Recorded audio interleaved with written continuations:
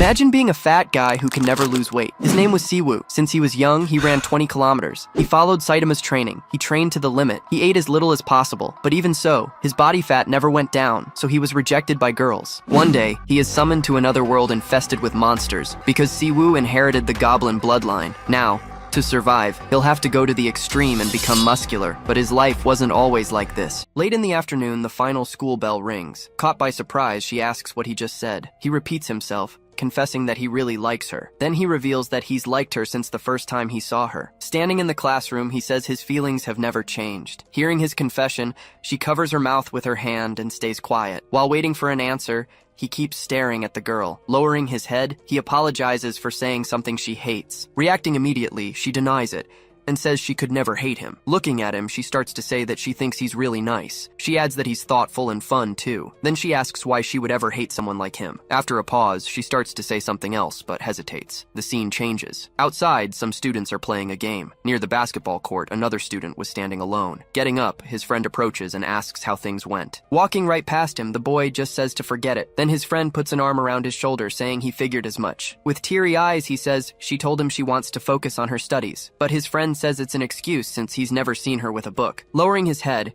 he starts to wonder why he's like this. Just then, a soccer ball flies toward them at high speed. With a quick move, he reaches out his hand and stops the ball in midair. Right after, the players run over, apologizing and asking if they're okay. While holding the ball, he asks out loud why he is this way. Looking at him, his friend replies that he'd also really like to know the answer. Reminding him, his friend says he doesn't hate sports and is actually good at them. He also mentions that he controls everything he eats at every meal. Then he comments that if people on diets did half of what he does, the world would only have fit people. His friend then suggests he see a doctor, but he says he already has. His friend asks what the doctor said, and he explains they told him it's most likely genetic. Arriving home, he opens the door and enters his apartment alone. Once inside, he stares at the photos and repeats the word genes to himself. Looking at the portraits, he says he wishes that were true. Holding his parents' photo, he thinks that at least he could finally give up. He looks at his mother and comments on how beautiful she was and still is. Running his finger over the photo, he explains that he never got to meet his father. But holding the picture, he says he's heard all about his story. In a flashback, it's shown that his father was a famous Korean fighter. Even with a short career,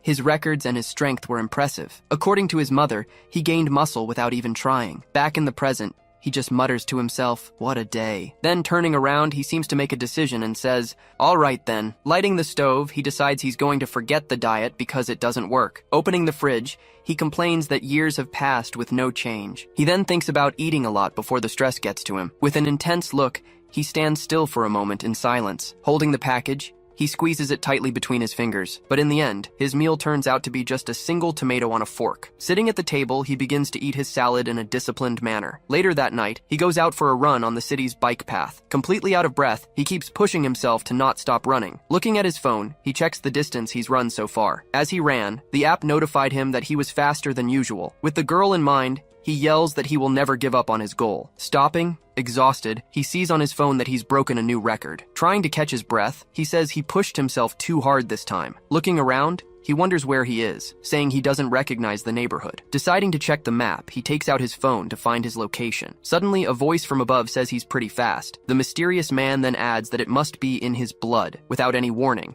the old man simply leaps down from above toward him. The forceful landing leaves the boy stunned. Knocked to the ground, the boy asks if the old man is okay after the jump. Telling him not to be scared, the man introduces himself as Mangtae. Right after, he reveals that he is actually the great judge of that place. Mangtae explains that he takes care of all the demons that exist throughout Korea. Seeing the young man's reaction, he realizes the boy has no idea what he's talking about. Being direct, he grabs the boy and tells him to come with him. With one move, the old man suddenly throws him onto a cloth. Shaking his cloak, the man reveals a completely different scene to the boy. Falling to his knees, he tries to understand what's happening around him. Lifting his gaze, he stares at the new and bizarre place where he has appeared. Before him, a vast and strange world is revealed for the first time. Mangtae then welcomes him, saying this is the demon realm. Telling him to look around, the old man points to the view ahead. Below them, various creatures are moving, and he explains that they are all demons. He then adds that those creatures are the inhabitants of this realm. Mangtae says that humans used to worship them,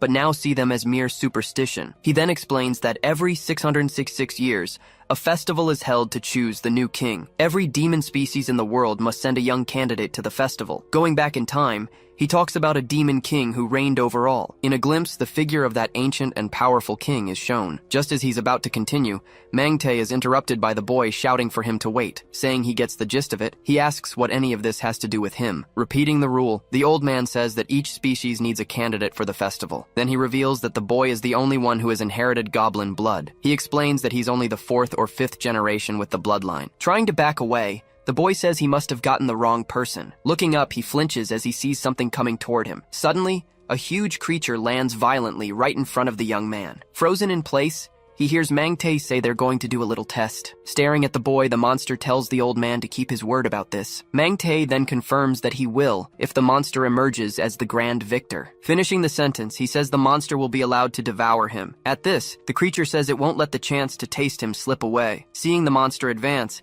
the boy tries to shield himself on the ground. With a swift move, the creature leaps and prepares a devastating punch. Then it hits the boy square on, sending him flying with the blow. Hurled through the air, he is thrown with great force against the ground. The impact of his body on the ground creates a small crater. From a distance, the monster says they won't let a human participate in the festival. Mangtae then warns him to prove his worth if he wants to stay alive. Lying on the ground, he cries out that he's in a lot of pain. Looking up, he sees the monster's shadow coming to attack. In an agile move, the monster grabs him and slams him against the ground. The monster complains that he's tougher than expected. Then it warns that having fun is part of tenderizing him for the meal. Extending its hand, the monster prepares for the next attack. With its mouth open, it lunges forward to crush the boy once and for all. Then it strikes the ground with all its might, kicking up a lot of dust. From a distance, Mangtae just watches the sequence of brutal attacks continue. Continuing the offensive, the monster repeatedly punches the ground, unable to stop. But as it raises its hand, it realizes it missed its target. On top of its arm, the boy reappears completely unexpectedly. Thinking of the goblins, Mangtae says their skills were almost infinite. At that moment, the boy brings his hands to his own jacket and rips it open. With his body transformed, he holds the monster's arm above his head. Mangtae then reveals that their main weapon was the games they loved to play. Without needing to learn, the skill was already instinctively etched into his body. Gathering all his strength, he manages to lift the creature's entire arm. Looking up, he strains to hold all that weight. With an incredible move, he throws the monster to the ground using goblin wrestling. Applying the technique, he slams the monster into the ground with all his might. With the impact, a cloud of dust covers the site of the great battle. As he stands near the fallen enemy, he appears to be just a human. Catching his breath, he takes a deep breath after all that effort. But then, his true identity is revealed. He is, in fact, a half-goblin. Back to his routine, he was standing outside a shop. Inside, his friend asks what happened at the end of the story. Sipping his juice, he says that nothing happened and it all ended right there. Remembering the fight, he explains it was all just a very strange dream. Sitting at the table, he denies it was fun, saying he got beaten up badly. But his friend questions him about the move, since dreams can reflect reality. His friend reminds him that he didn't know how to fight, a point he has to concede. Talking about the dream, he says he felt as if he had always known how to fight. He then claims he could do it all again right now if he had to. Laughing at the situation, his friend tells him not to get carried away. Crushing the juice box, he mentions it must be because of stress. Looking at his body, he says that not even in a dream could he have changed so quickly. Suddenly, he sees his body completely transformed again and panics. Not understanding a thing, he looks down and sees his new physical form. Then a voice calls him, and when he turns, he faces the person standing there. Walking with a girl, Mangtae explains that he fainted and just woke up. Looking around, he finally realizes that none of it was a dream. With a bruised face, he stares at the new scenery with grim seriousness. Lying nearby, the monster he had fought remained utterly defeated. Next to the creature, he watches it scream in pain on the ground. Sitting on the ground, he wonders how he's going to get back home now. From a distance, Mangtae turns to the girl and asks for her opinion of him. Answering him, she says he was a huge disappointment to her. After watching him, she describes them as pathetic and foolish creatures. She then asks Mangtae if he's sure about the goblin blood, but he insists she saw how he fought, which she denies. Looking at the monster, she claims it was just a display of brute force. She adds that he only managed to win with great difficulty in the end. Approaching the two, the boy finally manages to interrupt their conversation. Stating he has proven himself, he asks if he can go home now. Looking at him, Mangtae says he will repeat his verdict. Commenting on the turn of events, the crowd seemed quite shocked by the whole situation. Seeing the fallen monster, they comment that it was defeated in a single blow. The chatter among them was that the descendants of the goblins were still alive. Near the monster, he was trying to catch his breath after the tough fight. As the boy caught his breath, Mangtae slowly approached him through the middle of the arena. Banging his staff on the ground, he announces that he will give his final verdict. Pointing at the boy, he officially declares him a demon. Hearing this, the boy gasps and asks if there are any objections. With the decision made, he orders the news to be spread throughout the peninsula. Among the demons, the news of a goblin's appearance was quite exciting. Explaining his action, Mangte says that no one will be able to hurt him without reason anymore. Trying to understand, the boy asks once more if he can go, but the girl calls him an idiot and says that he's a demon now. Crossing her arms, she explains that he can't return to the human world. Turning to Mangte, he swears he's never caused trouble for anyone before. At this, Mangte says he doesn't understand the situation and leaves him no choice. Threatening the boy, Mangte says he'll have to kill him to solve everything. Reacting to the threat, he leaps backward to gain some distance. Completely confused, he asks what is happening right at that moment. Realizing the distance, he sees he jumped much farther than he thought possible. Landing, he looks back in the old man's direction. From afar, Mangte asks if he's finally starting to get the hang of it. On his knees, he is told that his body is now that of a demon. Then Mangte explains that goblins are strong, and he is 10 times stronger. According to him, a normal human body would have been crushed by so much power. Saying he understands, he hears from Mangte that he only needs to wait 6 months. Surprised, he learns that the 500-year law was created by the last king. Going back 66 years, a man was running through a dark forest at night. Back then, demons were free to roam the human world. Running through the forest, a man trips and falls with no hope of escape. Lying on the ground, he could only tremble in fear at the sight of the creature. Before him, a giant centipede appears. Turning towards him, the creature stares at him for a brief moment. With nowhere to go, the man could only weep in pure despair. But suddenly, another demon appears. According to legend, they could trust the demons who were quite friendly. Even while protected, the man still felt immense fear of the situation. Thus, humans had felt both fear and adoration for them for 666 years. After the festival, the new demon king was not pleased with that situation at all. Creating a new law, he forbade demons from harming humans. Because of this, humans forgot about them and now see them as mere folklore. But Mangte warns that this will soon end, as the king will be dethroned. He explains that the demons have waited 666 years for this moment. On the so-called Night of the Demons, they will all cross into the human world. Hearing his options, he asks how and where he can learn his new abilities. He then questions how strong he would become among the other demons. Seeing his new resolve, Mangte asks what made him change his mind. Answering the question, he says he wants to ensure the safety of a few people. Remembering his mother and his friend, he knew he had to protect them all. Stating that his blood is strong, Mangte says he will be able to protect them. Adding a possibility,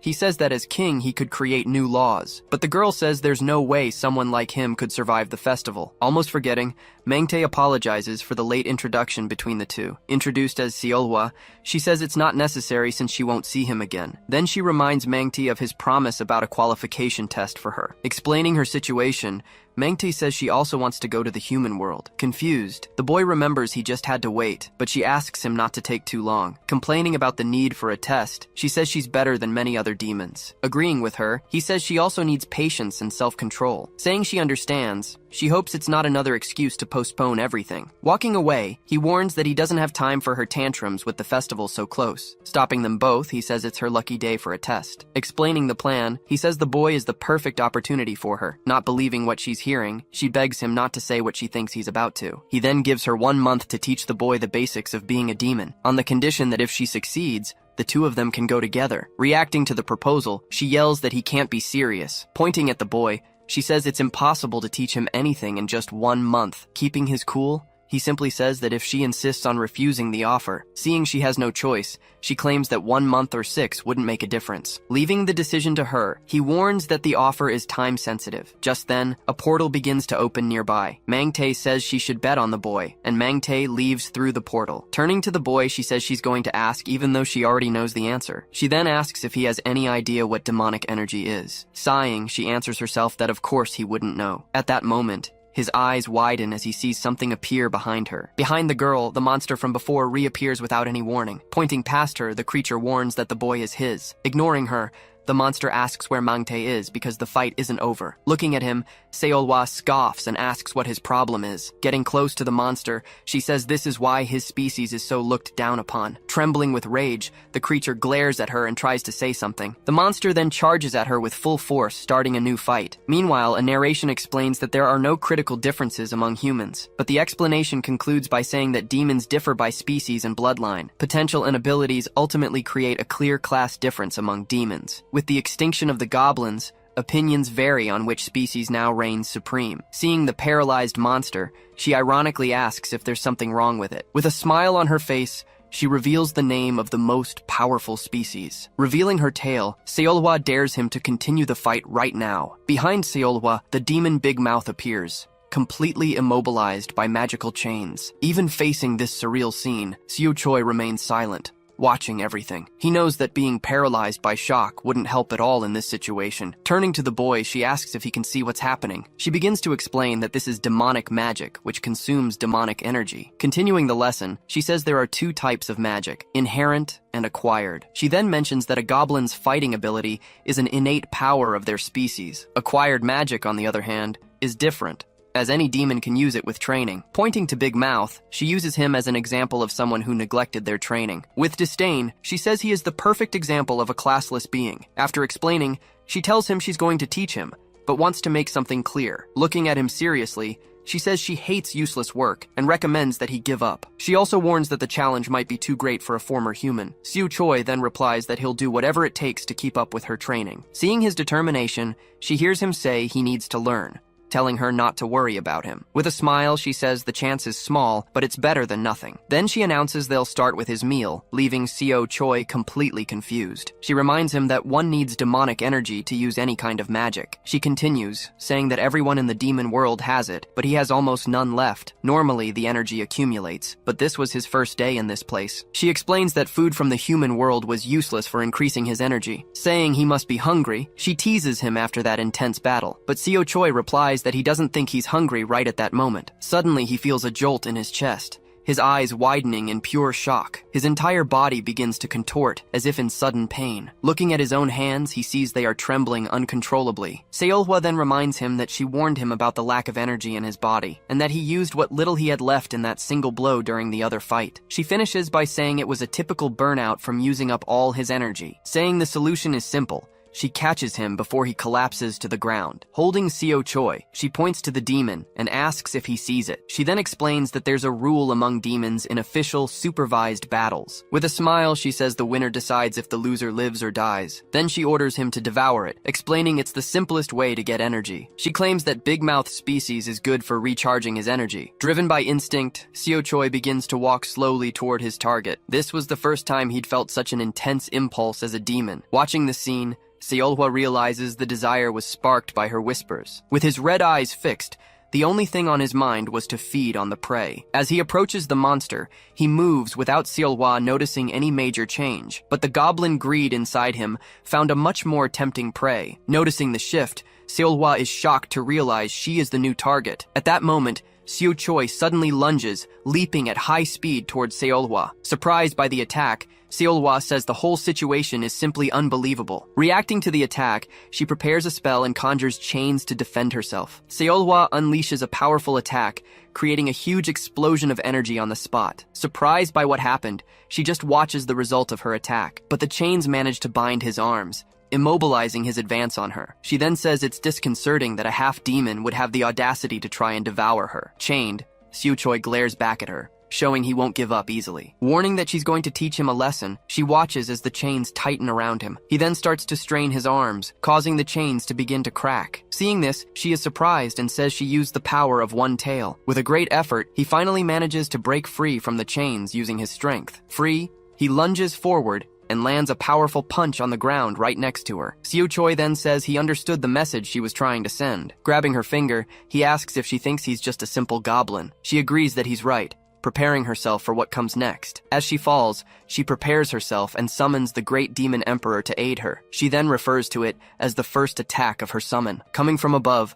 a gigantic fist descends with full force towards Seo Choi. Bracing for impact, he stands his ground, waiting for the massive blow. Fixed on the attack, he doesn't look away for even a single second. Then, the power hits Seo Choi head-on, kicking up a huge cloud of dust and debris. Crossing his arms, he protects himself from the imminent impact of the coming blast, and the trapped monster is also hit by the attack. Immediately after, a second, more powerful explosion of energy erupts. After the smoke clears, she wonders if she accidentally killed him. Seeing the standing silhouette, she says that in the end, he asked for it. Seo Choi remains standing, as she admits she didn't expect much from him anyway. Still, the situation couldn't be considered a mistake on Seolhwa's part. In fact, Siu Choi had awakened an inherent magic that few could learn and use. It was a rare power, one that not even the strongest goblins could easily obtain. Despite its rarity, that overwhelming power begins to materialize in his hand. Squeezing it tightly, he crushes the object that became the symbol of his species. Then the crushed object transforms into a large and powerful combat club. Turning around,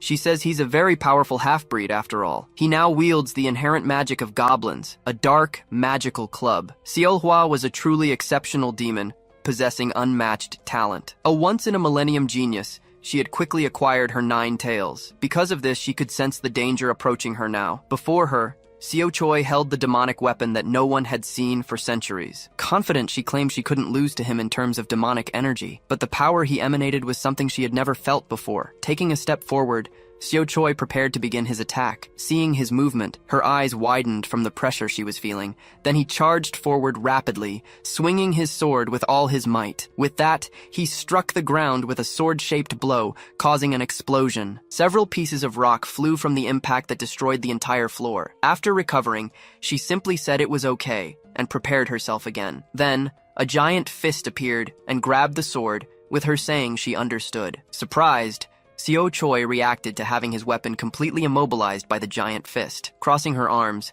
Seolhwa warned him that it was now her turn to attack. Then the fist squeezed the club hard, trying to take control of the weapon. He was thrown into the air, swung around by the creature's movement. The giant fist continued the attack, lifting the boy higher and higher. With that, he was violently hurled away, flying without any control. With a victorious smile, she said she had hit him square on with that blow, but he was pulled back, connected to his weapon by a trail of energy, which slammed him completely against the ground. Looking at the fist, she said that probably wouldn't be enough to stop him. She then realized she would have to hit him a few more times until he stopped. Adjusting its grip on the club, the giant hand prepared for a new attack. The fist then spun, creating a powerful shockwave with the weapon's movement. Suddenly, her eyes widened, shocked by something that had just happened. Amidst the smoke, his silhouette slowly dissipated, revealing his presence. He then stood firm on the ground, holding the club with his hand. Shocked, she wondered if his strength compared to the Emperor's. Even so, the giant fist continued squeezing the weapon with all its might. He then twisted his body, swinging the club with a powerful circular motion. Trying to stop him,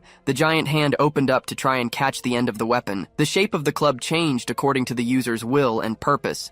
It was because of this ability that the goblins thrived greatly in the distant past. With his eyes fixed, he prepared for his next big attacking move. Called Metamorph, the weapon could transform into anything he wished. Now, as a club of destruction, he attacked the giant fist with a strike. Seeing the change, she admitted it would be difficult to respond to the new attack patterns. Besides the power, she was impressed by the efficiency in his use of demonic energy. She knew that a weak attack would only create an opening for him to counterattack. Clenching its fist, the creature prepared to deliver its most powerful blow. With a determined look, Seolhwa said she would have to crush him to stop him. 2 gigantic hands emerged and began attacking Siu Choi from all sides. Trying to defend himself, he held one of the creature's arms firmly, but the attacks kept coming, hitting his body very hard and without stopping. Impressed, she said he was resisting well and that amateurs wouldn't beat him. She then understood why the goblins reigned over the demons in the distant past, but she decided that fight had already gone far enough for him. Observing the situation, she realized he was running out of demonic energy to fight. Seolhwa knew that at this rate,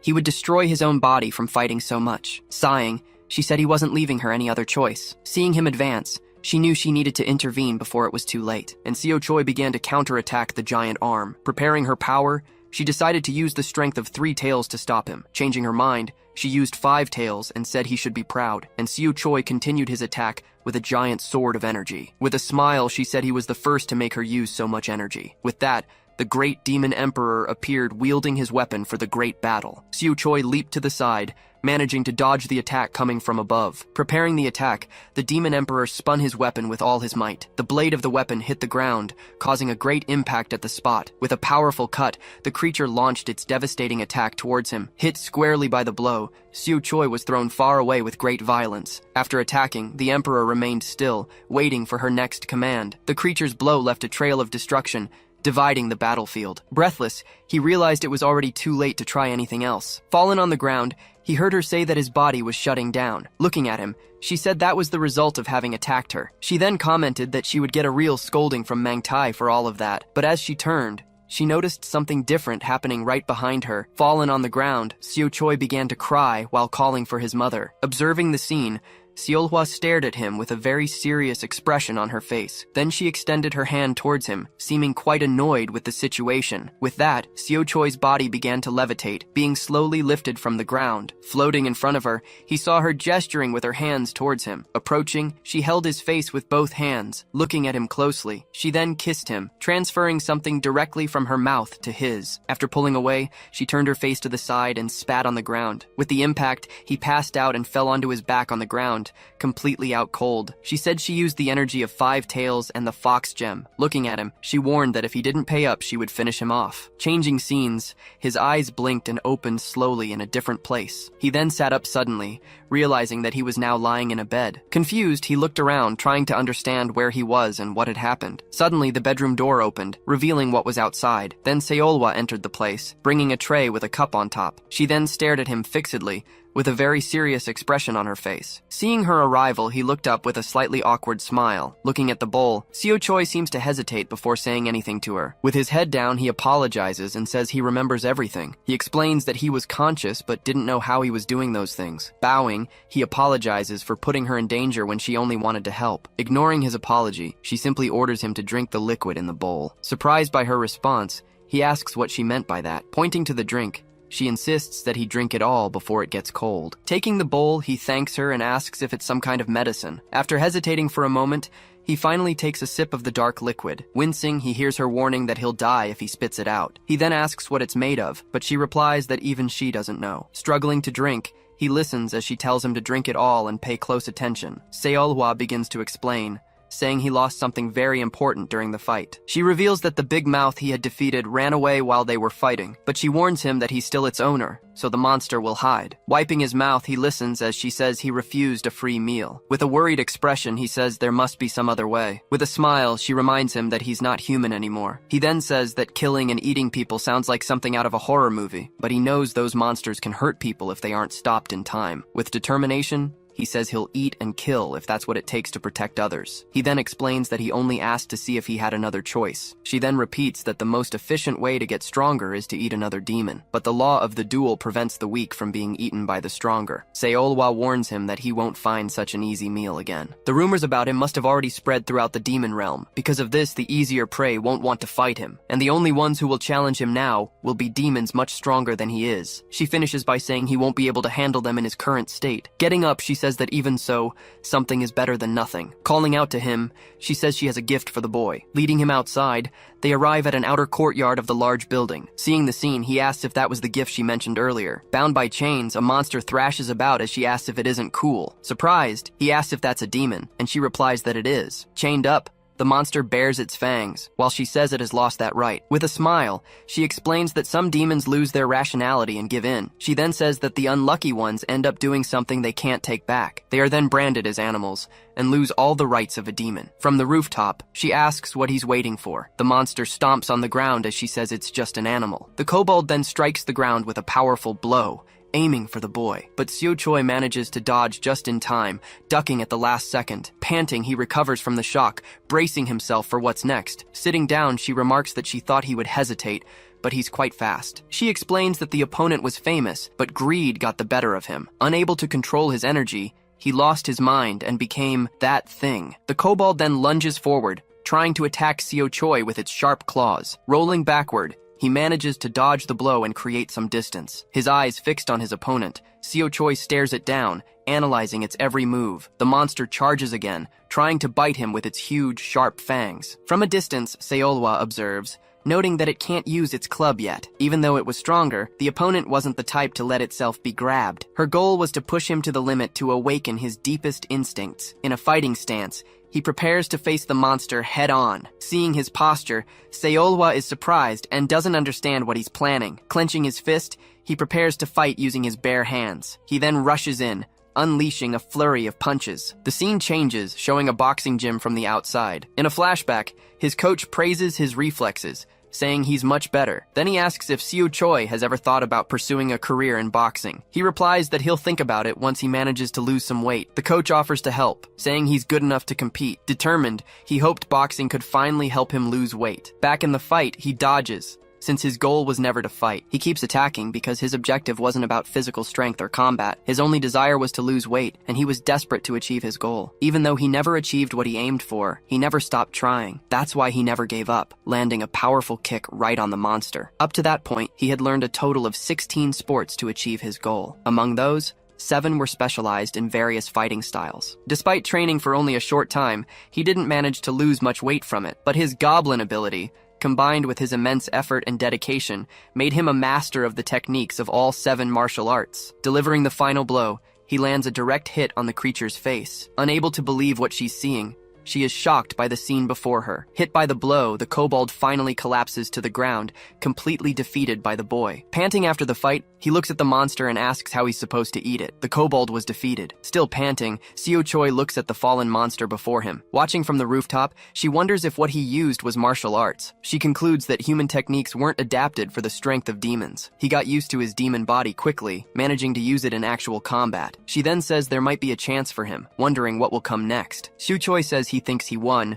but asks if eating is literal. With a smile, she says, "Of course not," making fun of his question. She then warns him that the fight isn't over yet, leaving him very confused. Suddenly, the kobold lunges forward and bites down hard on Seo Choi's shoulder. With his shoulder trapped, he struggles to break free from the attack. Dark blood gushes from the wound, staining the floor and the young man's body. The monster pulls back, Seo Choi's arm trembling from the pain. Eating the piece of flesh, the kobold stares at him with a terrifying smile. Clutching his shoulder, Seo Choi writhes in pain, screaming loudly. Wide-eyed, he is completely paralyzed by the monster's surprise attack. Just then, the kobold lands a solid hit, sending him flying violently. Watching the scene, Seolhwa wonders why he didn't react in time. Lying on the ground, he remains paralyzed, feeling the impact of being wounded. That fear wasn't of the pain, but the human fear of loss. As a fundamental fear, his body begins to tremble uncontrollably. Seeing him in a panic, the kobold roars, preparing for its next attack, but he notices the wound on his shoulder is healing on its own. The monster then charges again, attacking with its claws at high speed. Taking a step back, Seo Choi barely manages to dodge the blow. The monster's claws hit him, leaving deep cuts on his chest. Looking at the wounds, he sees the cuts closing and healing quickly. The monster attacks again, not understanding why its attacks aren't working. Realizing his durability, Seo Choi prepares to fight with newfound confidence. The difference affects the mindset and actions of each one during the battle. He now understands that wounds mean nothing unless they are fatal. Accepting this, he unleashes all his power, breaking his own internal limits. Seeing the burst of power, the kobold is surprised by the sudden change. Landing a devastating punch, he says his arm almost fell off, but it worked. Looking at the fallen monster, he realizes the blow was much more effective. Knowing the monster also recovers, he says the fight is over. Seolhwa praises him for the blow, saying the kobold won't be getting up. She then asks how he feels using the energy without losing control. Confused,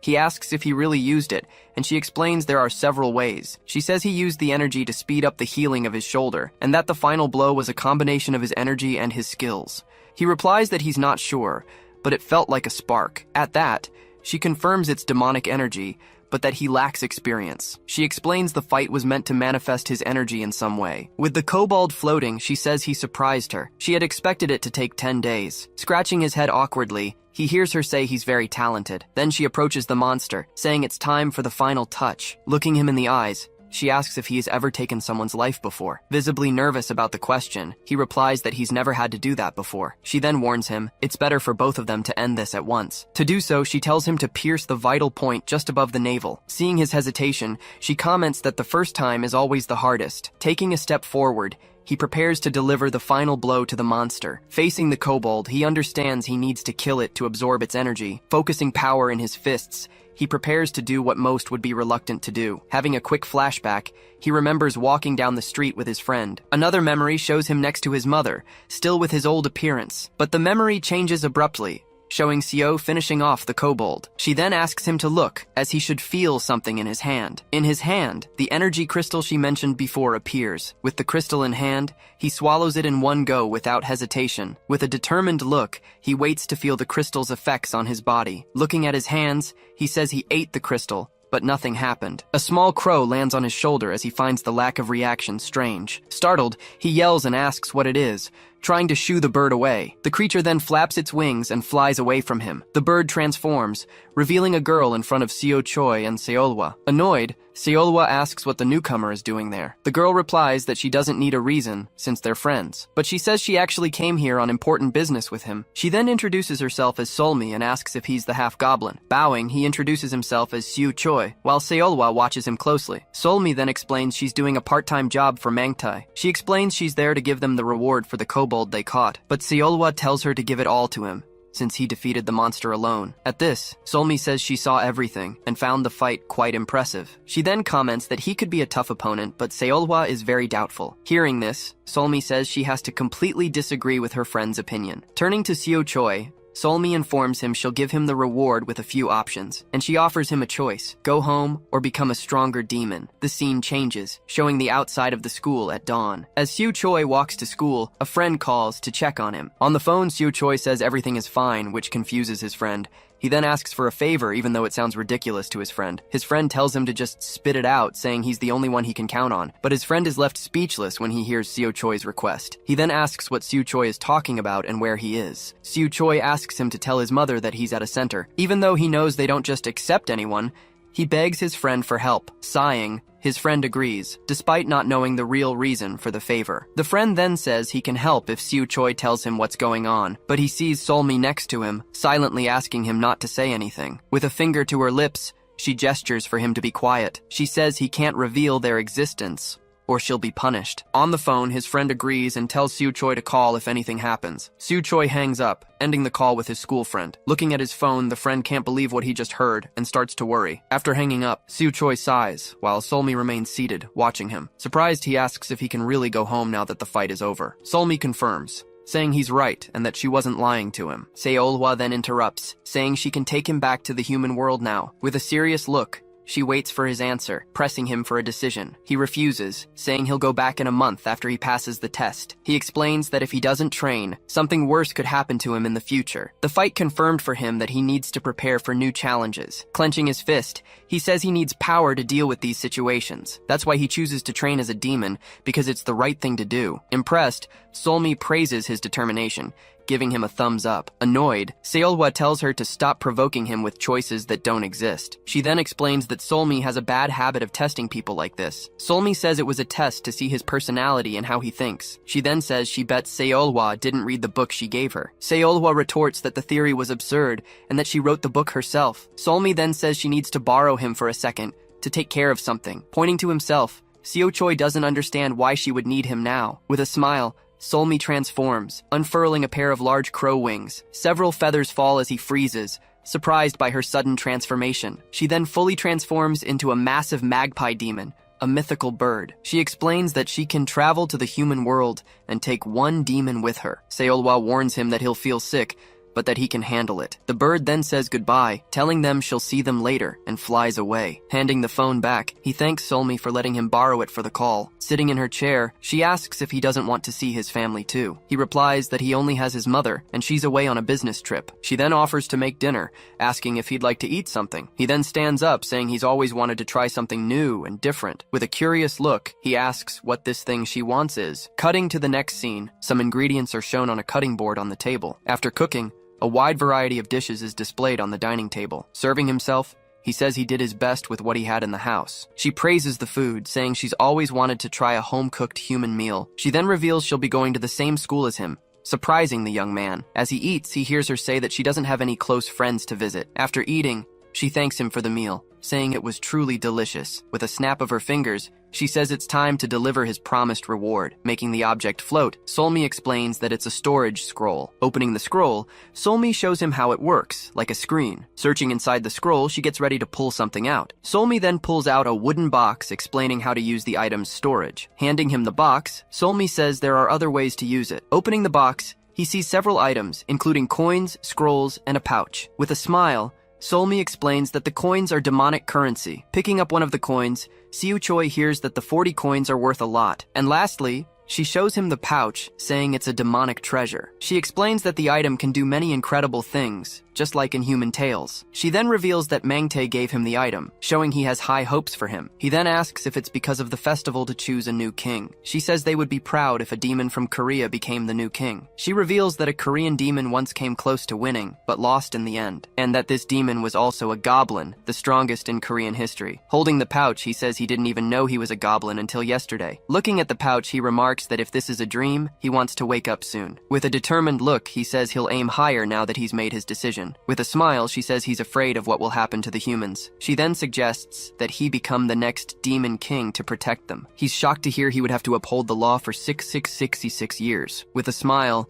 she says he can ask anything he wants now. Pointing to the side, he then asks about the scroll lying nearby. Looking in that direction, she notices the scroll is flashing with a warning. She then explains that it's an emergency summons for demons. At that moment, she reveals that a demon is breaking the law and harming humans, but she says something like this hasn't happened in the human world for decades. Suddenly, her expression changes completely as she realizes something very strange. Looking out the window, she screams when she sees the call is coming from nearby. In a panic, they both stare at the scroll, unable to believe what they're seeing. It was night, the moon shining brightly over the buildings of the great city. With a snap of his fingers, he summoned a mysterious object into his room. Just then, an ancient scroll appeared before him, leaving him quite surprised. Touching the object, he wondered what would happen if he placed his hand on it. So he decided he would ask her how to use the item later. Turning his head, his gaze fixed on something on the other side. Looking at the clock, he noticed it was already past 9:50. Elsewhere, Solmi calculated that they needed to be back by 10 o'clock. Remembering their conversation, he had told her to wait, that he would be back soon. She had then smiled, asking him to just call her Solmi because they were friends. After she left, the door closed, and he was left alone in the apartment. It was now past 10, and he began to worry, wondering if something had happened to her. Realizing how late it was, he regretted not getting her phone number earlier. Looking at the bookshelf, he stared at an old photograph of his father. Finally, he concluded that if he had goblin blood, it probably came from his father's side. Mangte explains that the goblin blood in him is from the 4th or 5th generation. Looking at the photo, Siuchoi wondered if his father already knew about their ancestry. Something caught his attention,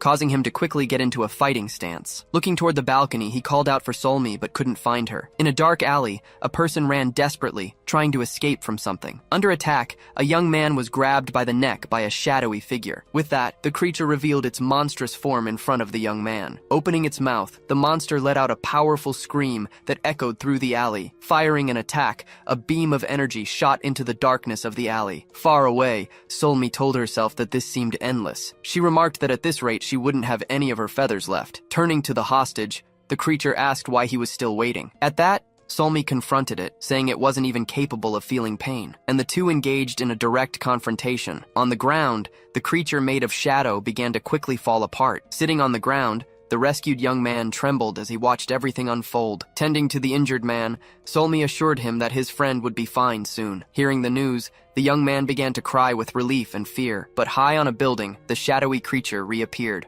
watching them all. Sensing the danger, Solmi turned to face the monster immediately. With a leap, the creature scaled the building's wall with speed. Moments later, it landed hard on the ground, startling Solmi and the young man. Approaching her, he warned that her clan would be ashamed of the situation. Solmi replied that she didn't care, because she knew he would come to help her. Walking toward her, he called her complacent for thinking that way. He then said, "It's better not to have a sister like her." Looking at the hostage, he explained that it was just bad luck. Telling him to sleep until the ambulance arrived, he ended the conversation. Surprised, Solmi commented on the hypnosis, but he said he gave up on learning it. Surveying the area, he warned that there were 2 more demons nearby. He informed her that, counting the last one, he had captured 24 in total. Then, he revealed they were just kobolds, weak creatures controlled by someone else. Worried, Solmi reported that 7 people had died and 50 others were seriously injured. He questioned what the point of it all was, but quickly corrected himself. Then he explained that the goal wasn't fun, but to gain an advantage. Beginning to reveal the truth, he said that demons hunted humans for another reason. He continued,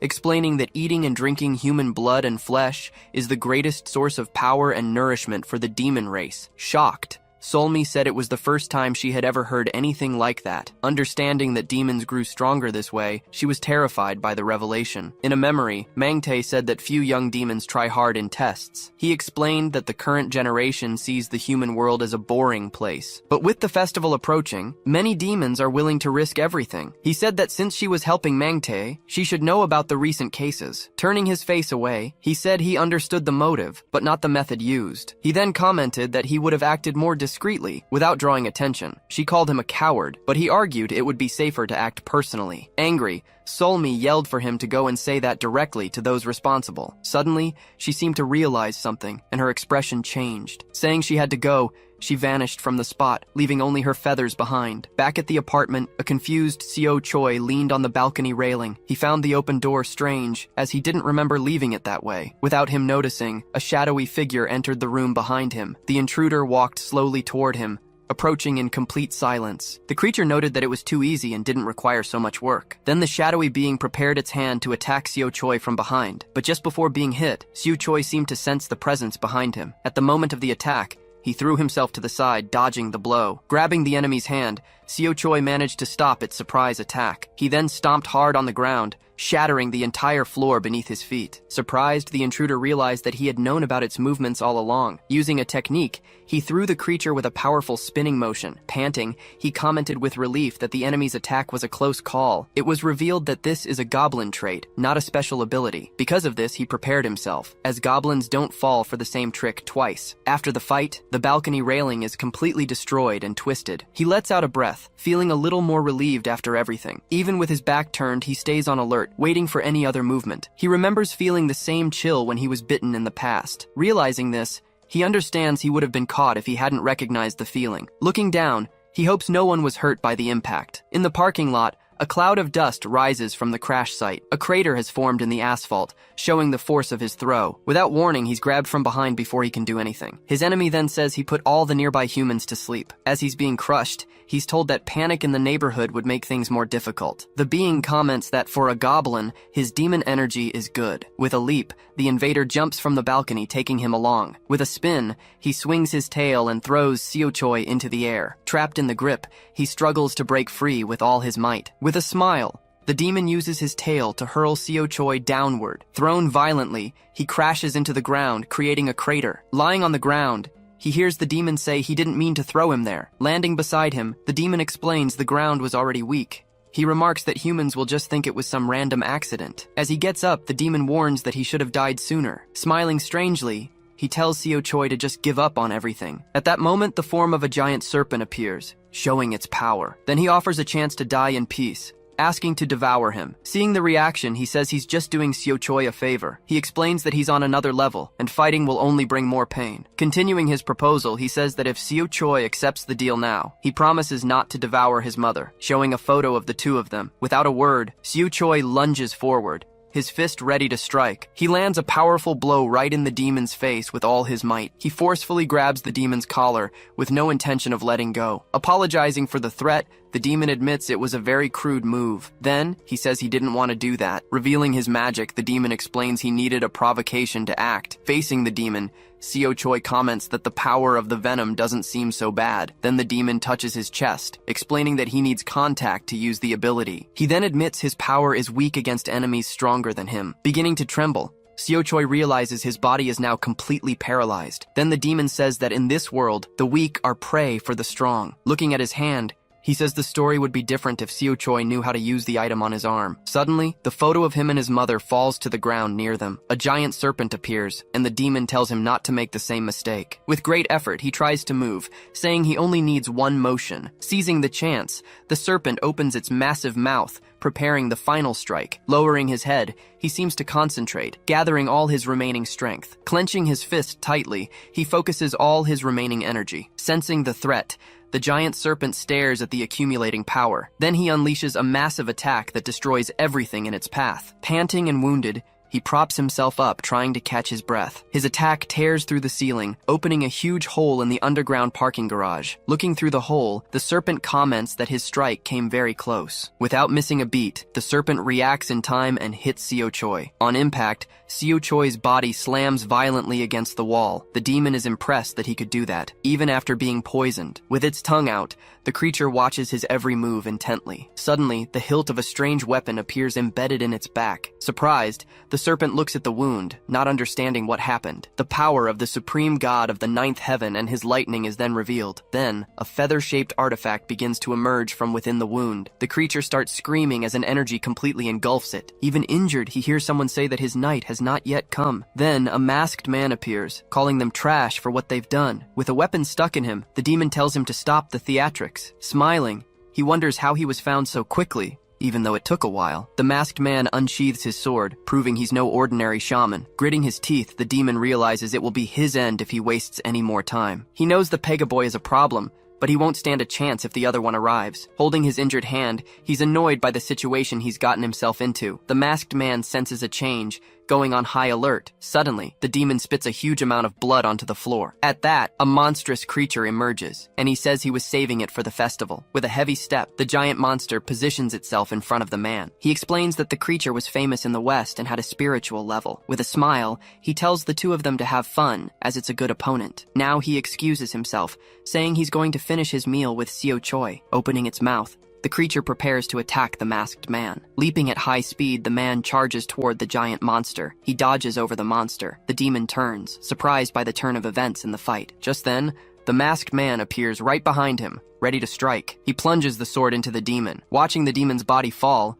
Seo Choi observes the scene in complete shock. Approaching him, the man warns that he'd better answer if he wants to live. Seo Choi then asks what he was doing in that strange place. Hearing the question, the masked man seems to recognize the voice and stops. Saying he can't believe it, Seo Choi comments that he had recognized that voice. Raising a hand to his face, he slowly begins to remove the mask. Revealing himself to be Yusin, he asks what Seo was doing there at that moment. Not knowing what to say, Seo Choi simply replies that it's a long story. Walking through the parking lot, Yusin approaches where the demon's body fell. Getting closer, he walks towards Seo, calling his name with concern. Worried, he holds him and asks what happened to his body and the demon. Struggling for breath, Seo asks his friend to just wait a moment. Yusin realizes it's an ability and tells him not to try to speak. Seeing the poison fade from his body, Yusin tells Seo to wait there. Suddenly, the wounds and poison marks completely disappear from his body. He then realizes, very surprised, that Seo was recovering quickly on his own. Turning his head, he notices a strange movement in the back of the parking lot. The defeated demon's shadow begins to drag itself across the ground to escape. As it escapes,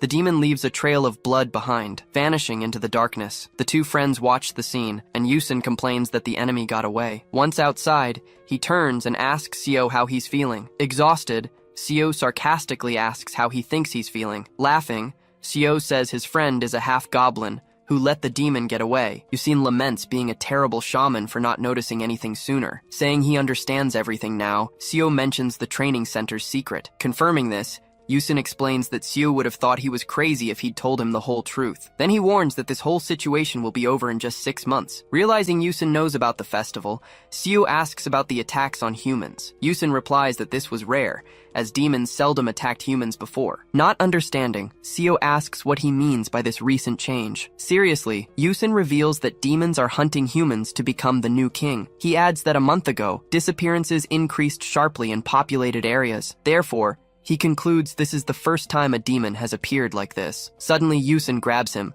leaving Seo completely confused by his reaction. Immediately after, an explosion erupts in front of them, interrupting their conversation. Startled by the attack, Yusin shouts Yu's name with great concern. Arriving on the scene, Solmi apologizes and asks if he's okay. With his sword in hand, Yusin orders her to stop right where she is. Hearing the threat, Solmi backs away, frightened by the order not to come closer. Yusin then warns that one more step and he will exterminate her without hesitation. When Seo tries to explain, Yusin corrects him, saying she is a demon. He says he noticed she follows the laws, which is why he gave the warning. But he cuts him off, warning that the responsibility is now all his. He then reminds Seo about the qualification, asking if he understands what it means. Yusin says they are monsters who feed on humans to gain power. Holding his sword, he states that Seo is human and doesn't need permission. Angered by the situation, he swears he will never let them take him. At this, Solmi understands that to Seo, this all seems like a completely unfair disaster. She recalls that his name is already on the Demon Realm's official list. Breaking the rules would bring the worst consequences for both friends. She decides she must act before the situation gets worse for everyone. Even so,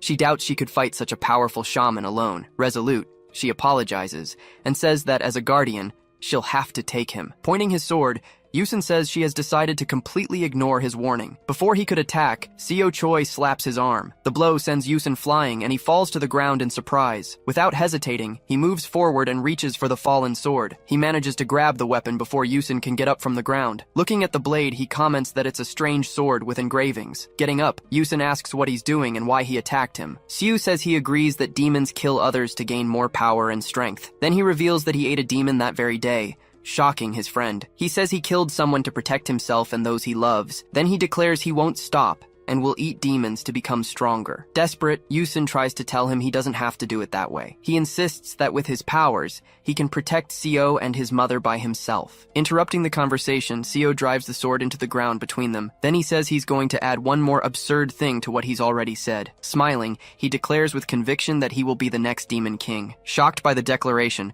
Yusin stands there, not knowing what to say. The revelation also takes Solmi by surprise, leaving her completely speechless. Then Yusin asks if he's gone mad, but Seo admits he doesn't know the details. Clenching his fist, he says he has a chance to prevent his fears from coming true. Seeing his reaction, Seo asks his friend not to be so upset. He explains that this is his new reality, and he'd rather act than wait. Therefore, he states with absolute certainty that he will follow through with his plan. Not knowing how to respond, Yusin just grits his teeth thinking about the decision. Saying it's okay, he returns the sword to his friend Seo Choi, but he warns that if Seo crosses the line, he will kill him himself. Agreeing, Seo says that if that happens, he will have deserved to die. After their talk, Yusin bends down and picks up his mask from the ground. Turning around, he asks for her name, and she introduces herself as Solmi. Putting on his mask, he apologizes for interfering in demon affairs. He warns that there are laws that even demons must follow in this situation. Then he swears in the name of the chief shaman that he will kill everyone involved. Saying he'll catch up with him later, he tells Seo not to worry about his mother. After their conversation, he turns and walks away, leaving the area. Trembling with fear, she asks if all shamans are that scary. He replies probably not, saying Yusin must be a very special case. At that, she turns and asks Goyu if he was following her. He confirms that he had to follow her, as she shouldn't have attacked head-on. Then he warns that if it had been a mystic-level demon, she would have been devoured. Bowing, Seo greets him, and Goyu calls him the famous Half-Goblin. He begins to explain about bestial demons, which take the form of animals. Acting on instinct, most of them resemble their ancient ancestors, but he says that high-class demons disguise themselves better as mythical creatures. Furthermore, he reveals that there are beings who transcend their own divine roots. Being very powerful, they were worshipped by humans and demons in the past. With a smile, he formally introduces himself to Seo Choi as Goeyu. Finally, he warns that he is one of the opponents Seo must defeat. Goyu introduces himself, saying it's a pleasure to finally meet Seo. Confused by the situation, Seo extends his hand to greet him back. Then Solmi desperately screams, telling him not to shake the demon's hand. Hearing her warning,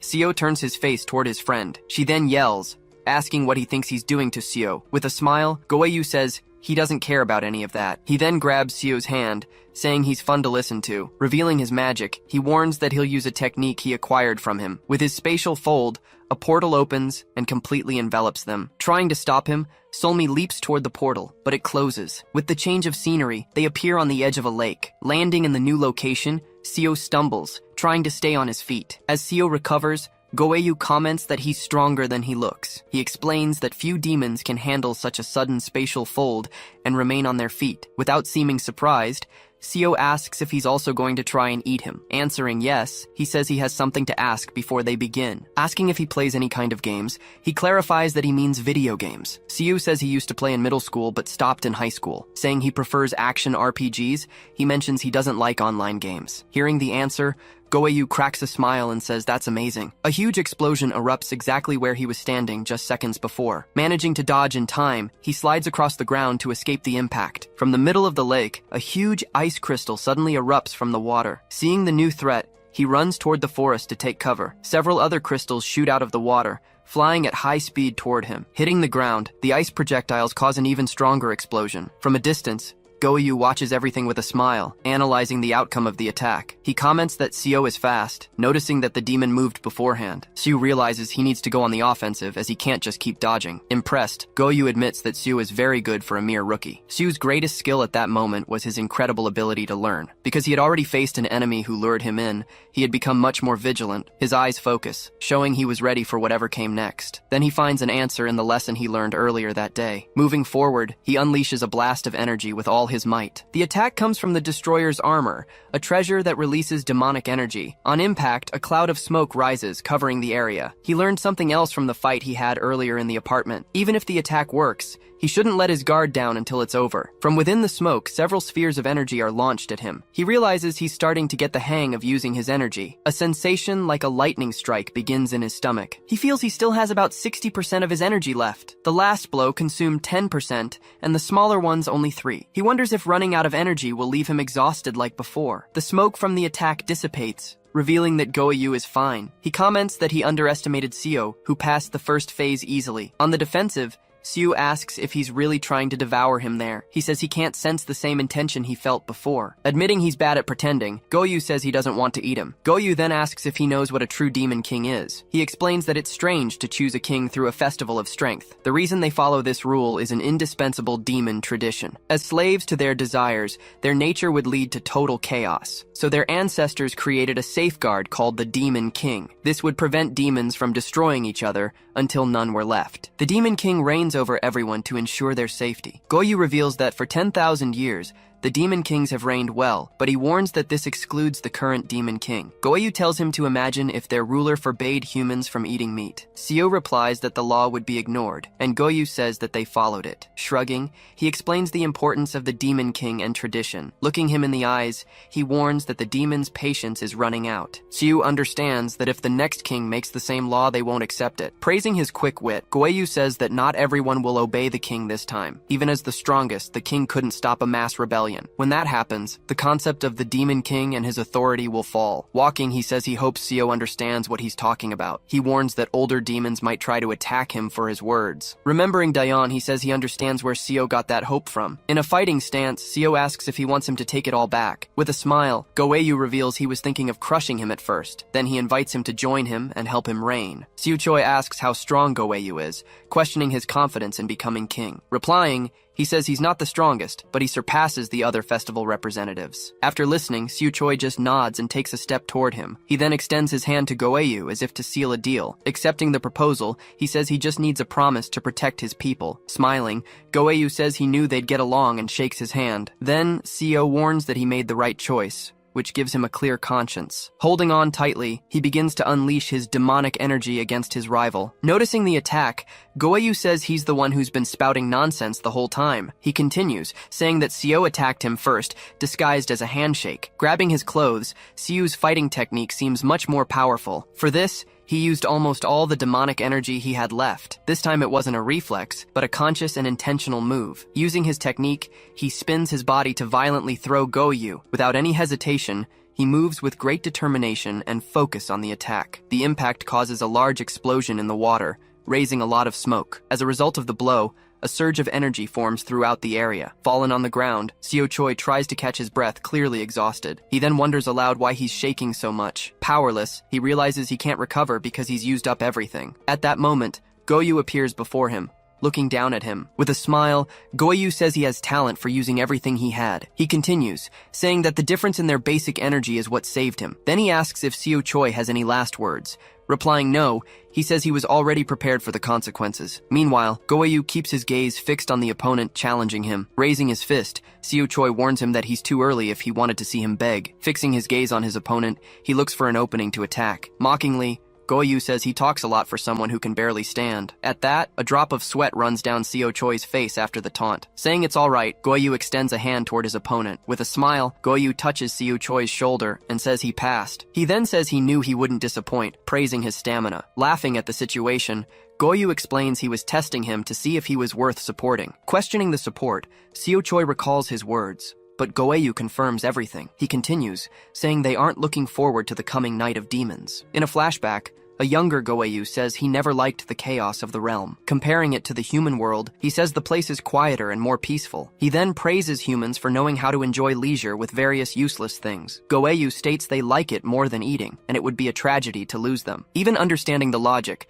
Seo Choi says that's not a reason to support him. Asked about becoming king, Goyu replies he wouldn't bother trying. He reveals he has the best chance of winning, but explains there's another big problem. Continuing his explanation, he says that the strongest candidates come from ancient clans. He adds that the method of using magic matters, and heritage wins. Comparing it to a human expression, he says it's like being born with a silver spoon in your mouth. Asking about the situation, Seo Choi questions if there's any family pressure. Goyu replies that it's more like suffocation, explaining the pressure the clan puts on him. Under the full moon, he says that representatives have no freedom of choice. He then explains they either overthrow him or put another candidate in his place. Seo Choi comments that it's cruel to have the clan against him, but remembers that he himself is different. With an animated pose, he shouts that Seo Choi is completely different.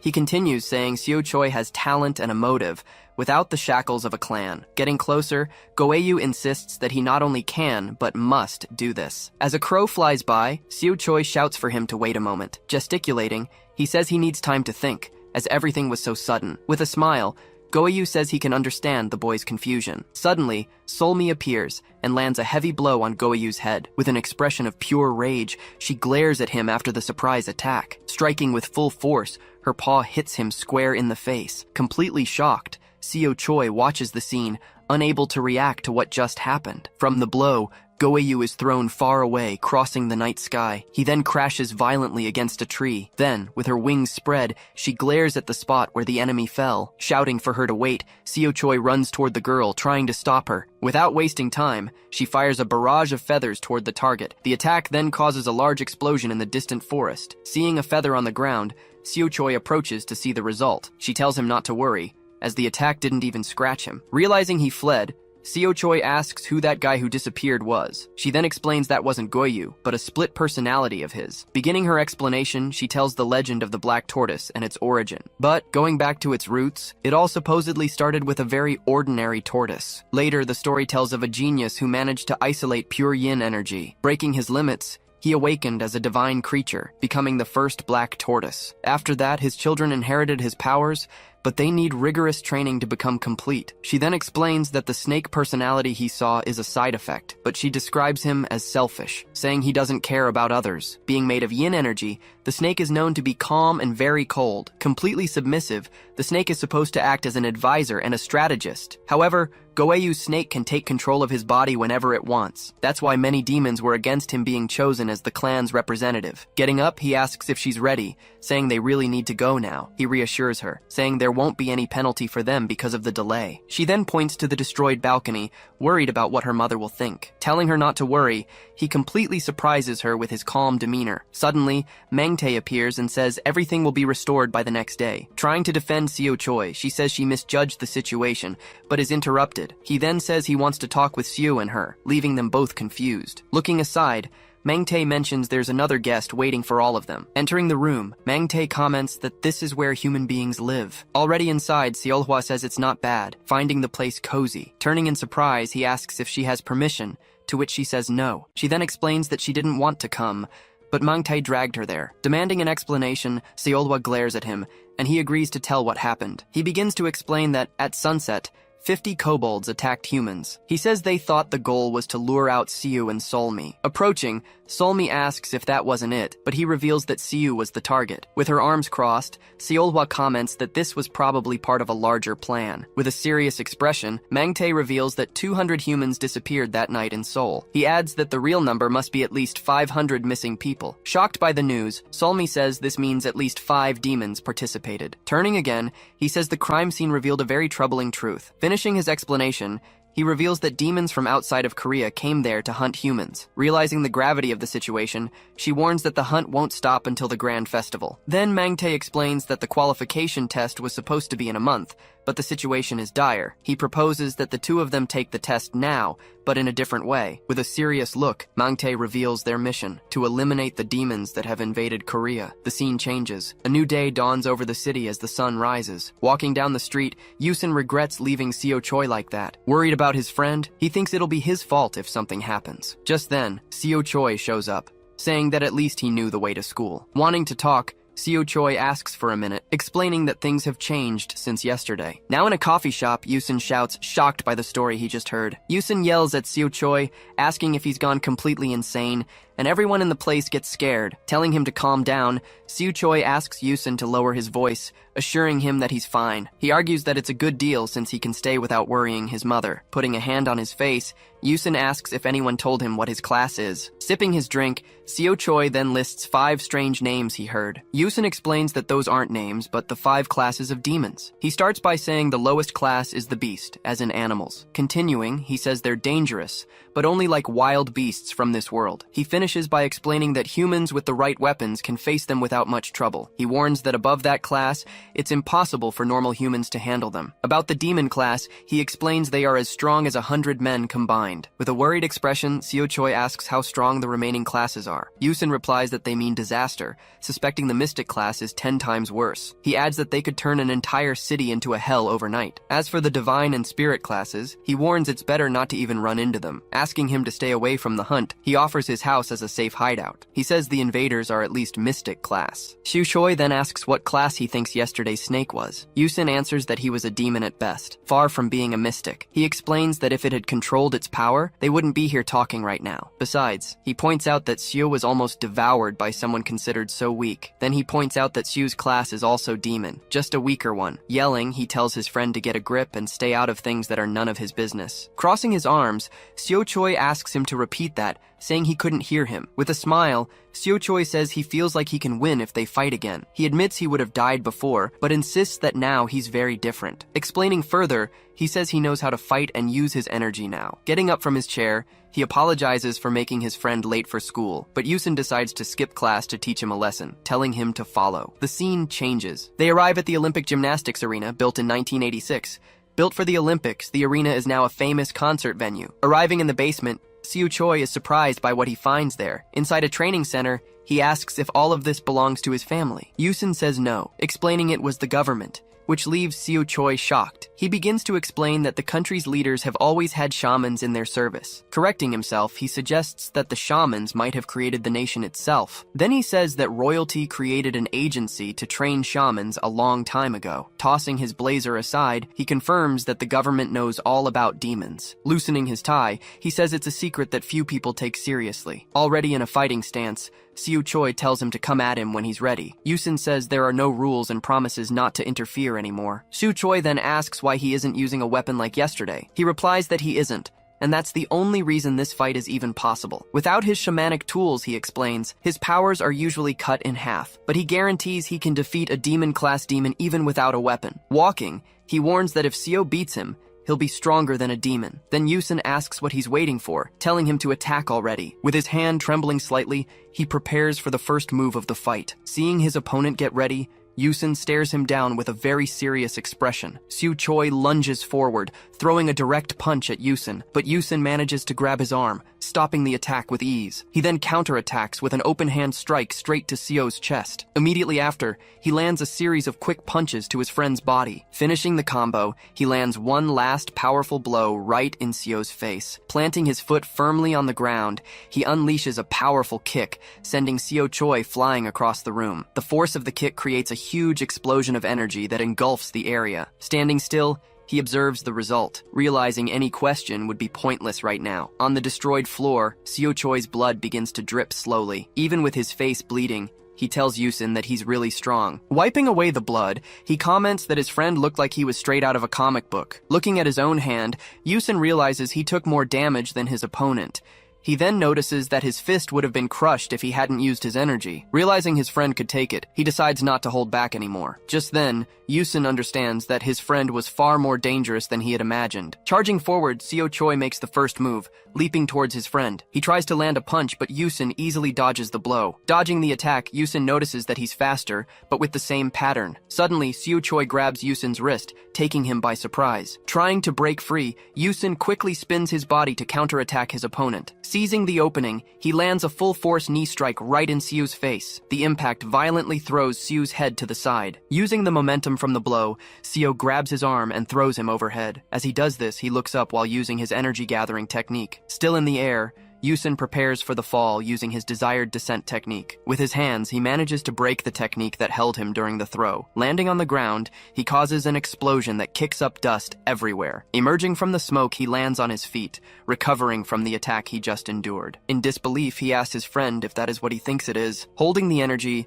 Seo says it's the first time he has summoned it on his own. Given recent events, the current situation didn't look good for him. Holding on to his energy, his overall condition was terrible for the coming fight. Physically, he was fine, but the real problem was his demonic energy. He had used almost all of it in the previous fight against Goyu. Recovery in the human world was slow since demon energy is scarce here, but the exhaustion helped him recreate the moment he summoned his weapon. With no control over his body, he remembered that feeling, that exact moment. Approaching, Yusin says what he's seeing is a bit disappointing. He comments that the weapon Seo summoned doesn't seem all that impressive. Preparing to strike, Yusin gets ready to move towards Seo. He then leaps at Seo, carefully watching the attack coming from above. He realizes this weapon seems much weaker than the last one. Just then, Seo's attack hits Yusin, causing a massive energy explosion. With his arms crossed, he manages to defend against the impact. Even though the attack is strong, he says he can block it with his own energy. He decides to maintain his defense, waiting for his opponent to tire out. Just then,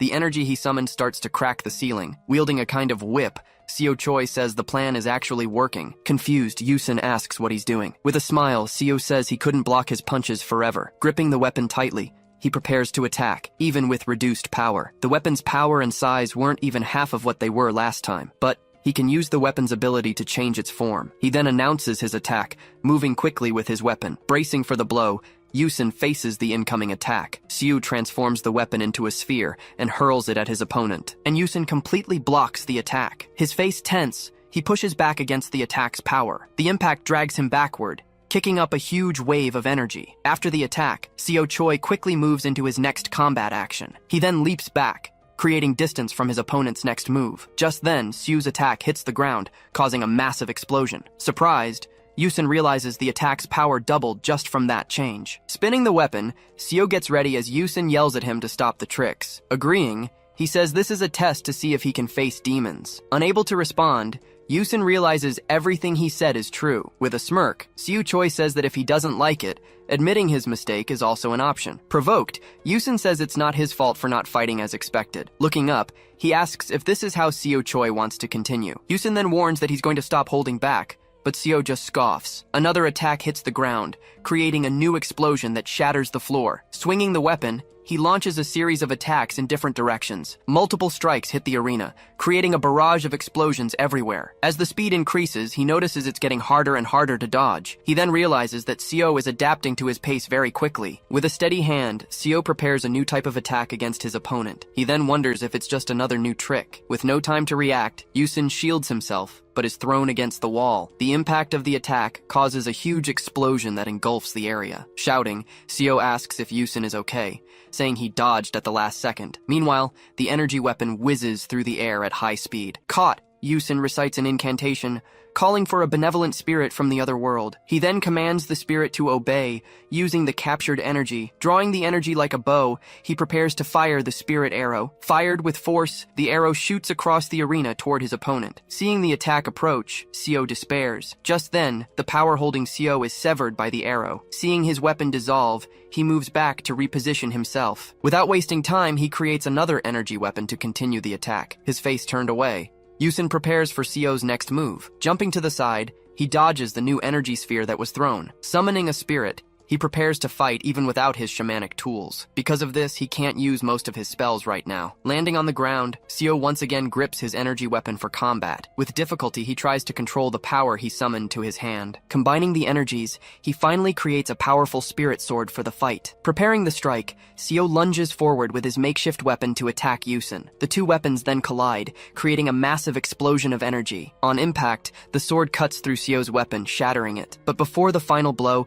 he hesitates, because he's fighting his friend. Then he clenches his teeth, deciding he must continue precisely for that reason. Clenching his fist tightly, Seo Choi prepares for a final, desperate move. With wide eyes, Yusin hesitated to cut him down. Without hesitation, Seo Choi lands another full-force punch to his face. After the blow, Yusin falls to the ground, while Seo Choi stares at him confused. He asks why Yusin held back, but he denies it. Lying on the ground, he explains that it was the best spell he could use. He says the blow destroyed his weapon, and would have defeated even a mystical demon. Yusin then reveals that the spell recognized him as a human, not a demon. Still on the ground, he complains to himself, saying that's not fair. The scene changes. Dawn breaks over the city, showing the streets coming to life. Walking down the sidewalk, Yusin appears with a bandage over his nose.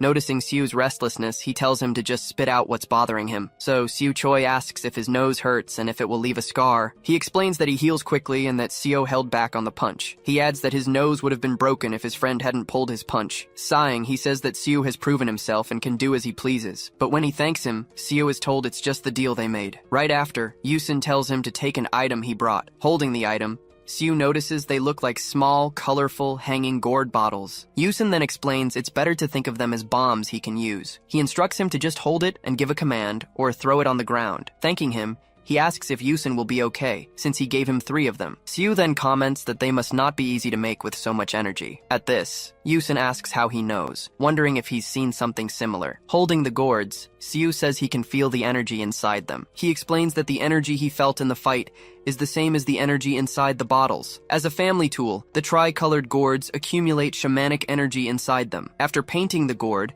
a shaman pours their energy into it whenever possible. With the gourds, anyone can summon the energy and use very powerful spells. Surprised, Yusin asks for Seo's hand, realizing he sensed the energy. Confused, Seo holds out his hand as Yusin talks about palm reading. Holding his friend's hand, he says, one thing can be said for sure. Shocked, he realizes that Seo Choi is pure talent, with great spiritual potential. Almost certain, Yusin is startled, but Seo Choi doesn't understand his reaction. Yusin thinks that with so much potential, he would easily be accepted as his disciple. But he remembers Seo is a demon, and buries his face in his hands. He knows the conservatives wouldn't accept it, and things could get much worse. Yusin then admits that if it weren't Seo, he wouldn't look kindly on it either. Handing back the gourds, he warns that Seo has a difficult path ahead. Scoffing a little, Seo asks if he can really read his future. Not knowing when he'll be back, he says he needs a new uniform first. Walking along, he comments that even his feet have shrunk, which is pretty weird. With a smile, Yusin says their classmates are going to freak out over his change. To this, Seo says his friend seems to be having fun with the whole situation. Checking the time on his phone,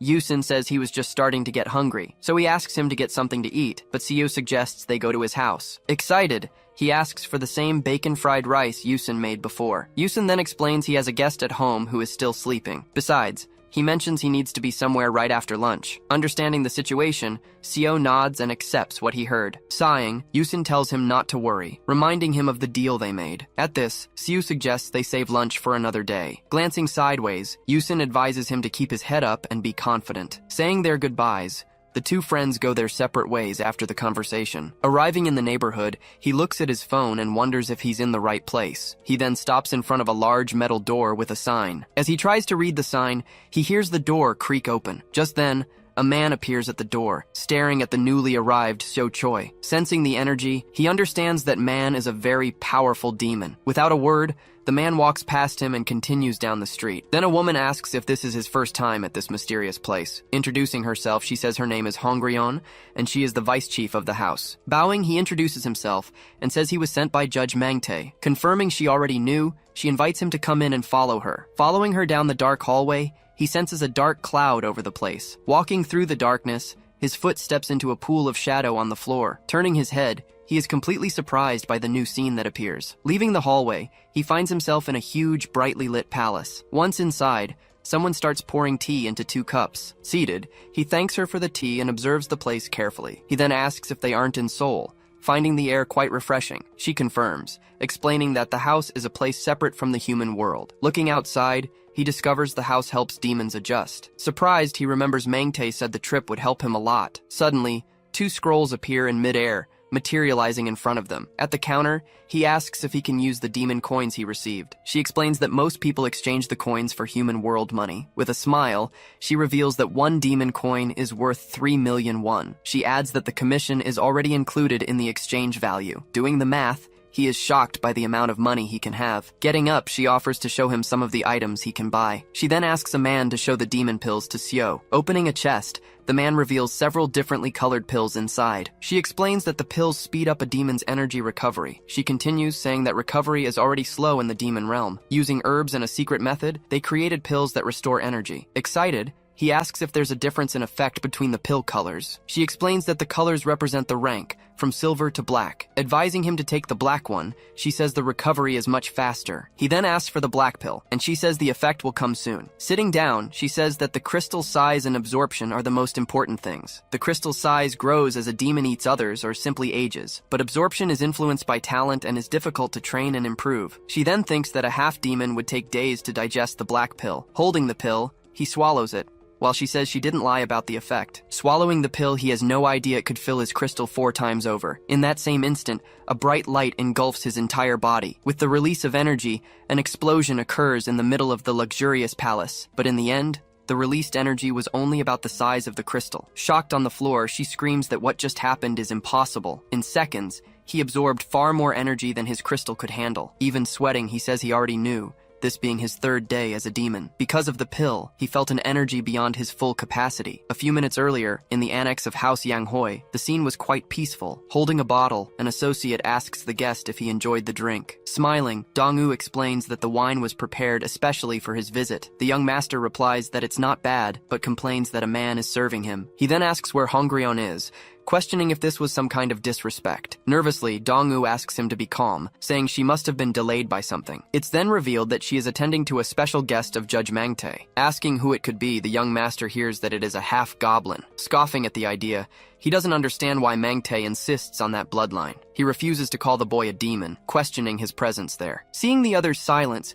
the young master asks if he has grown tired of serving. He then suggests that his words might have offended a half-demon. With a smirk, he says he's heard that House Yanghoi is a bunch of half-breeds. He continues, saying they are accepted neither as humans nor as demons. Clutching his clothes, he calls their efforts a pathetic survival strategy. With a smile, he warns that they will never be called true demons. Staring at Dong-yu, the young master asks if he doesn't agree with his statement. Dong-woo replies that beings like them don't know the course their lives will take. Taking a sip, the young master complains that there's no fun in provoking him with such answers. He then asks when he can leave, and Dong-woo assures him that everything will be ready today. Explaining the preparations, he says that his identity and residence have already been arranged. Dong-yu comments that they hurried to serve him well, for he protects humans. Laughing, the young master says he doesn't do it for them, but for other personal reasons. He reveals that this is his chance to shine and participate in the grand festival. Continuing, he says he's as talented as his brothers, just a little younger. Placing the cup on the table, he mentions he needs recognition as a candidate. When Dong-woo stands up,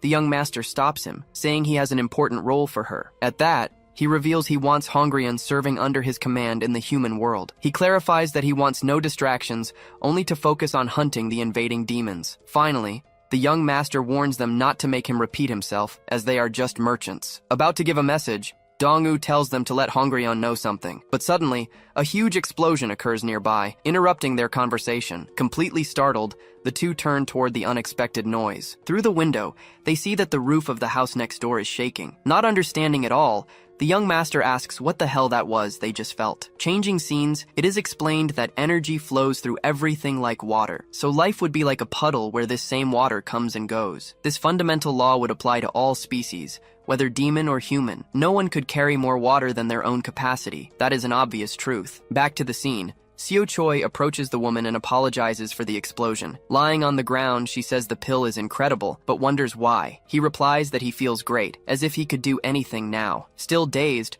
The woman asks what the reason for all the commotion is. Just then, the young master appears and questions his lack of manners for disturbing others. Seeing the situation, she hurries and says she takes full responsibility for the guest. Telling her to shut up, he cuts her off mid-sentence. Then he asks if she thinks he's some kind of fool. He explains that he felt the boy's demonic energy coming from that explosion. He then questions if she expects him to just ignore this whole mess. Bowing on the ground, Hongrion apologizes as Seo Choi turns around. He then says that he is not used to controlling his demon energy. Apologizing for any trouble, he tries to explain the situation better. But with a smirk, he warns that he doesn't like his arrogant attitude. Gritting his teeth, the young master asks what he just said to him. Smiling, Seo Choi says he's sorry for the explosion, but calls him an asshole. Without a second thought, the young master fires an attack at him with his fingers. Hit head-on, Seo Choi is thrown back with great force by the blow. He ends up being thrown against the courtyard structure, causing great destruction. Shocked, Hongrion just watches the scene, unable to move from her spot. The young master warns her not to get involved, saying this is discipline, not a fight. He says he's just teaching him some manners as Seo Choi prepares to fight back. Pointing his finger once more, the young master prepares a new attack against his opponent. Seo Choi shows no reaction and takes another hit to the face. Running in front, Hongrion begs him to stop, reminding him that violence is forbidden. But as she speaks, she is hit by several invisible blows to her body. With the impact, she falls to the ground and begins to cough violently. Annoyed, the young master says he had already warned her not to meddle in the fight. Looking at her, he says that deep down, she's just like all the others. Wounded, she tries to understand what that attack was that hit her out of nowhere. The young master reveals that this is the magic of his clan, ordering Seo to kneel. Unintimidated, Seo Choi just answers with an insult. Taking off his coat, he accuses him of talking about manners while attacking without warning. Preparing for combat, he says that now it's the young master who needs a lesson. Accepting the challenge, the young master says he will give him what he's looking for. And then Seo Choi begins to block the young master's attacks. Surprised, the young master and Hongrion watch as he manages to stop the attack without any problem. Seo Choi then explains that his magic uses high-speed water droplets. He reveals that the first blow used the spilled tea that was on the ground. After realizing this, he was able to see the water droplets in the second attack. He continued, saying that he can use any water like dew or humidity. He comments that this reminds him of someone he faced the day before. Comparing the two, he says the young master is nothing but a very weak opponent. With a smirk, he tells him not to take it personally. Seeing his opponent frozen, Seo Choi's energy begins to manifest. Furious, the young master calls him a half-breed, gritting his teeth in pure rage. At that, Seo Choi lunges towards him to continue the fight they started. Preparing his attack, he rushes at his opponent with full speed. Analyzing his enemy, he notices that his energy control is quite poor. Dodging the blow, Seo Choi confirms that the attack's direction was too obvious. The young master is completely paralyzed, unable to believe what he just saw happen. Without wasting time, Seo Choi lands a powerful punch right in his stomach. Completely in shock, Hongrion watches the scene unable to say a single word. Standing over his rival, he repeats that he had already warned him that he was weak. Shocked by the outcome, Hongrion mutters that this should be impossible. Even against an unknown demon, he managed to overcome every single one of his opponent's techniques. Knowing his energy could be read, he masked the direction of his strike, redirecting his power at the very last second. Seizing the opening, Seo landed a decisive blow. With his opponent grounded, Seo Choi stands tall, completely victorious. Reflecting on the events, she notes that the goblin descendant only appeared 4 days ago. She wonders how such a young demon could already be this competent. Seo declares that he doesn't care about the details, but insists an apology is owed. On the ground, the young demon trembles, unable to find the words to respond. Pointing toward the woman, Seo explains that she was only trying to stop the fight. He then orders the young master to get on his knees and beg for forgiveness. With a smirk, Seo Choi stares him down while the other struggles to speak. Before a word is uttered, Seo moves toward him with lightning speed. Raising his fist, Seo deflects a crystal launched his way. Reacting suddenly, the young master lunges forward, attacking Seo Choi with everything he has. But with a quick maneuver, Seo Choi narrowly evades the strike. He capitalizes on the gap, slamming a powerful punch directly into the ground. The sheer force of the impact sends the young master hurtling violently into the air. Crashing through a roof, he lands inside a nearby house. A trail of blood begins to leak, dripping onto the floorboards. Dragging himself up, the young master smiles as he reveals the true power of his technique. Suddenly, Seo Choi begins to bleed from his eyes and nose. By amplifying water pressure, his technique created a razor-sharp weapon. Furthermore, he could infiltrate the enemy's body with water like a deadly poison. His body paralyzed, Seo Choi struggles just to remain standing. The young master explains that demonic healing is incredibly slow against toxins. Kneeling on the floor, Seo Choi spits out blood, confirming the internal damage. The young master admits he was careless, though he concedes Seo fought well. He wonders if Seo's strength comes from his bloodline, or from being more demon than human. From a distance, Hongrion watches the scene, terrified by what is unfolding. Gathering a massive amount of water, the young master declares he will show him what a true demon looks like. But bracing his hand on the ground, Seo Choi begins to rise once more. He responds that he doesn't care about any of that, but he is certain of one thing. Glaring at his enemy, Seo Choi calls the young master nothing but pure trash. Witnessing his recovery, the young master wonders how he could possibly heal so fast. In total disbelief, he grinds his teeth, shocked by Seo's resilience. The young master decides to unleash one of his most powerful techniques. He draws water from nearby sources, concentrating his power for the strike. With the water compressed, its strength defies the laws of physics. Combining weight and speed, the final impact exceeds that of a speeding truck. Leaping back, Seo Choi prepares to face the massive assault. At that moment, a new technique begins to manifest from his own blood. Ignoring the danger, his entire focus shifts to the shape of his weapon. Using what he learned during the fight, he crafts the perfect form for defense. The sphere of water charges toward him with full force. Preparing his blood weapon, he raises it to meet the attack. His technique mimicked a swordsman he had met long ago. However, he didn't need the same precision as the master of that style. Channeling all his strength, he focused solely on raw cutting power. Furthermore, his demon crystal was releasing significantly more energy. With his power overflowing, he delivers a maximum strength strike. Slicing through the sphere, his blood blade splits the attack in two. The impact causes the water to spray violently to the sides. The young master watches the water divide right in front of him. Passing around him, the waves fail to land a direct hit. Confused, he stands frozen in the middle of the chaos. After the impact, the area is flooded and completely devastated. Looking around, the young master wonders where his opponent vanished to. He spins around upon hearing a noise coming from behind. Turning quickly, he sees Seo Choi appearing directly behind him. Recalling what was said, Seo asks about healing limbs with energy. Smirking, Seo says that works out for him as he strikes his opponent. Weapon in hand, he warns that he no longer has any reason to hold back. Facing the situation, the young master stands paralyzed, unable to react. One of his severed hands falls into the water before him. Armless, his body collapses into the pool of water. Standing over him, Seo Choi watches his fallen opponent scream in agony. He asks if it hurts, remarking that demons should be able to handle the pain. Approaching him,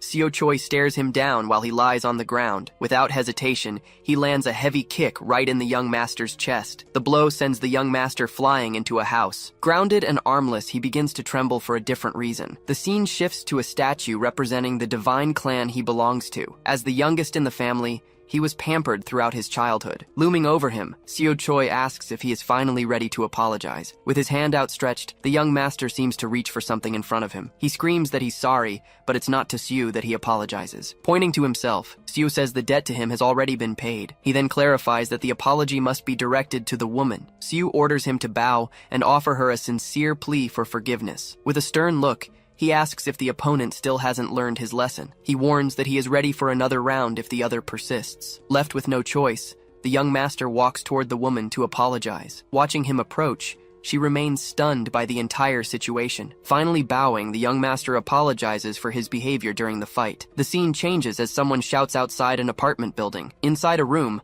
a voice asks Seo to grab a glass of water. Yawning, Seolwa wonders if he happens to be out of the house. Lying in bed, she questions what he could possibly be doing to keep a visitor waiting. Upon his return, a white-haired man is surprised by the state of the place. Director Moryong comments that this is the first time he's been out in 10 years. His assistant then apologizes, but is told that it's no use. Moryong explains it wasn't their fault, as he had underestimated the boy. Asking about Hongrion, he learns that her injuries are not serious, but the assistant reveals she feels bad for causing the commotion. Then the director remembers she gave him the pill without knowing about its rapid absorption. That's why she realized her mistake, so he asks about their guest. Elsewhere, Seo Choi was resting after all the chaos. A table with food and drinks had been prepared to aid his recovery. Sitting alone, he was still trying to process what had just happened. Unlike the first time, he now had complete control of his body. Even with overflowing energy, his emotions and his will were his own. After using the excess power, his crystal and emotions calmed down. Returning to reality, he wonders in shock what just happened. Inside the room, the door closes, making the environment quieter for him. Lying down, he concludes the fight was justified,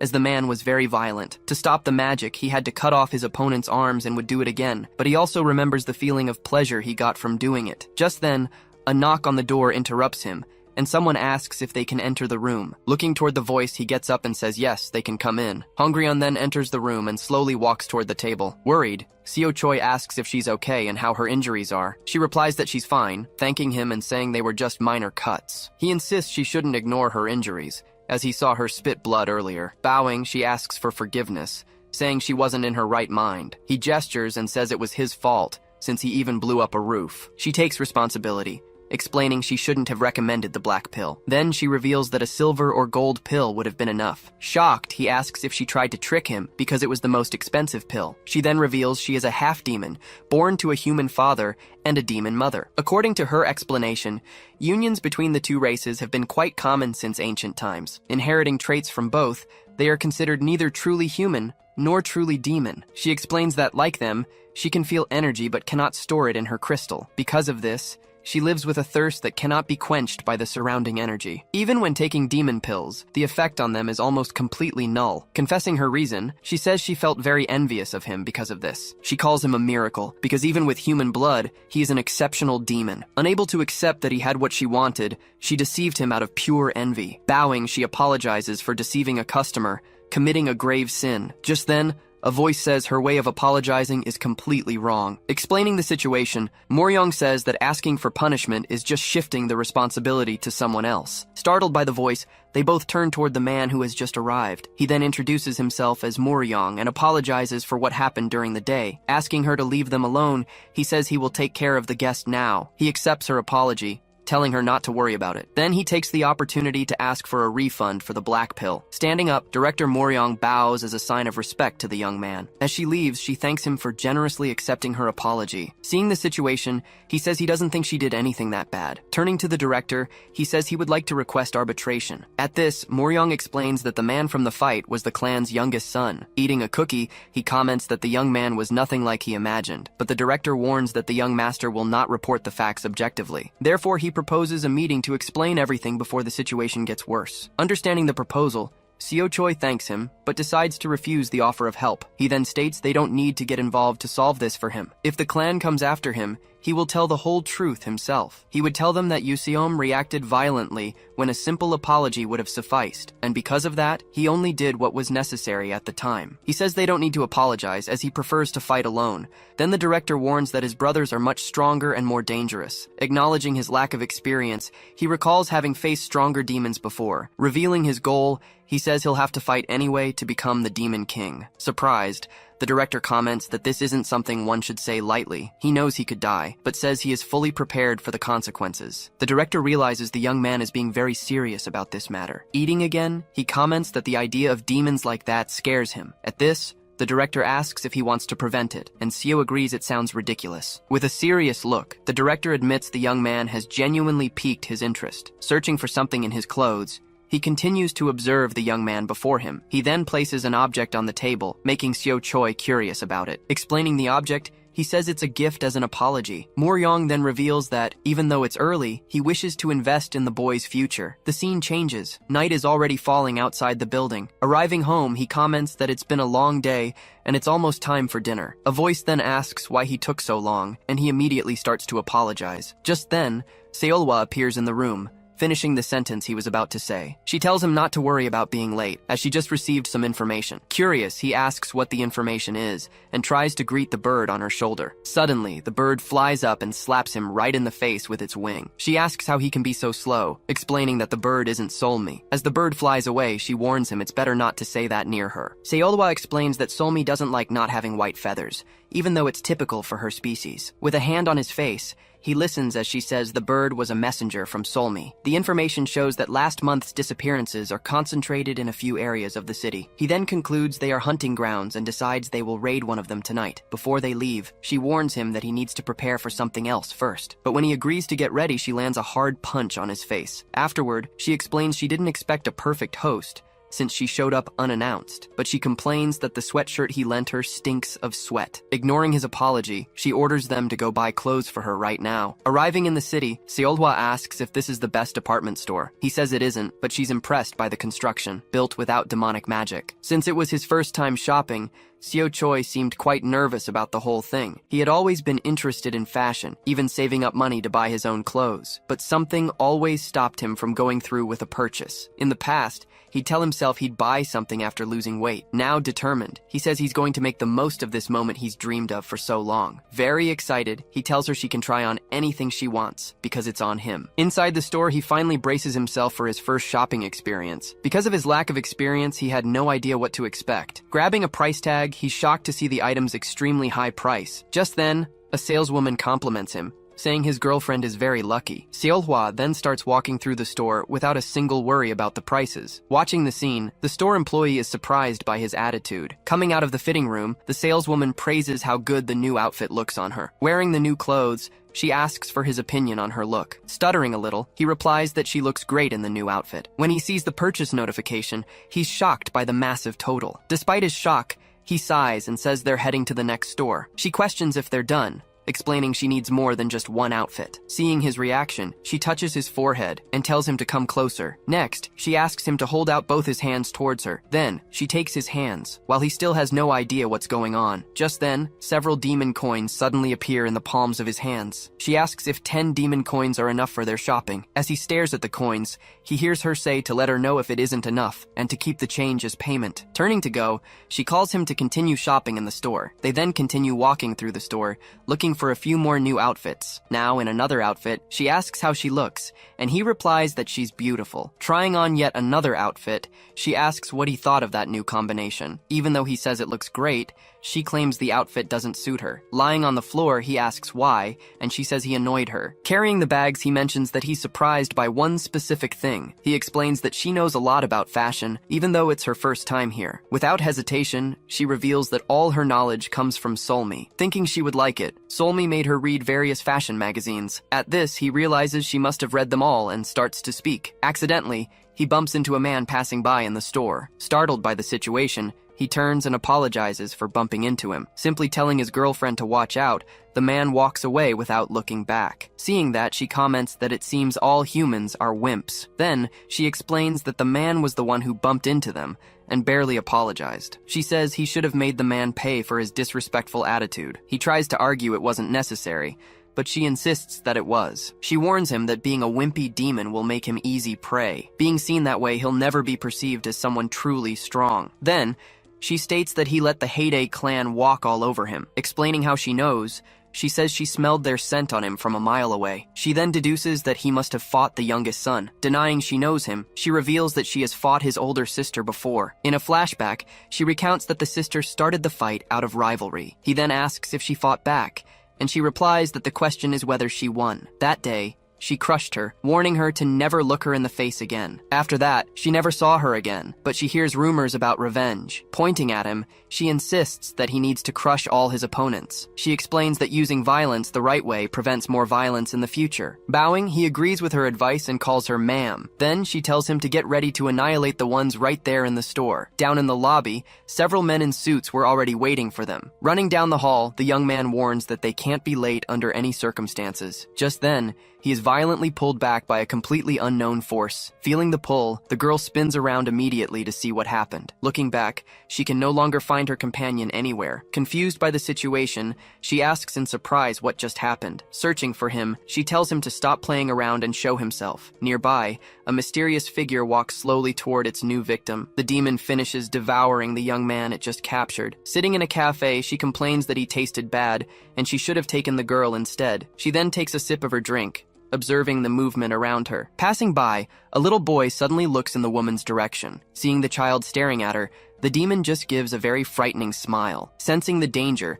the boy freezes completely, terrified. Showing her true form, she opens her mouth, revealing her tongue and teeth. In the end, the child is terrified and on the verge of tears. While sipping his coffee, the demon gets annoyed by a child's scream. He then whispers the name Chien, looking to the side with great contempt. Just then, Another demon approaches him and says they need to talk. Qian reminds him that he divided the territories and was ready to kill him. Asking if they fought, the other one says the local demons found them. Suggesting they leave, Qian reminds him that the agreement was not to fight them. But the other one corrects him, saying the agreement was not to cause a commotion. He then remarks that they were only discovered after a month of hunting. Concluding that the demons of Korea are weak, he says that retreating is foolish. Since they were already breaking the law, he decided they didn't have to eat only humans. Smiling, he proposes that they eat the 2 Korean demons who are there. Seo then understands the reason they are there, and she confirms his suspicion. Seolhwa reveals that this store was the place with the most human disappearances. That's why Seo spread his energy to lure them out, knowing it would put them at a disadvantage. Seeing that they didn't run, she says they'll need to teach them a lesson. Facing their enemies,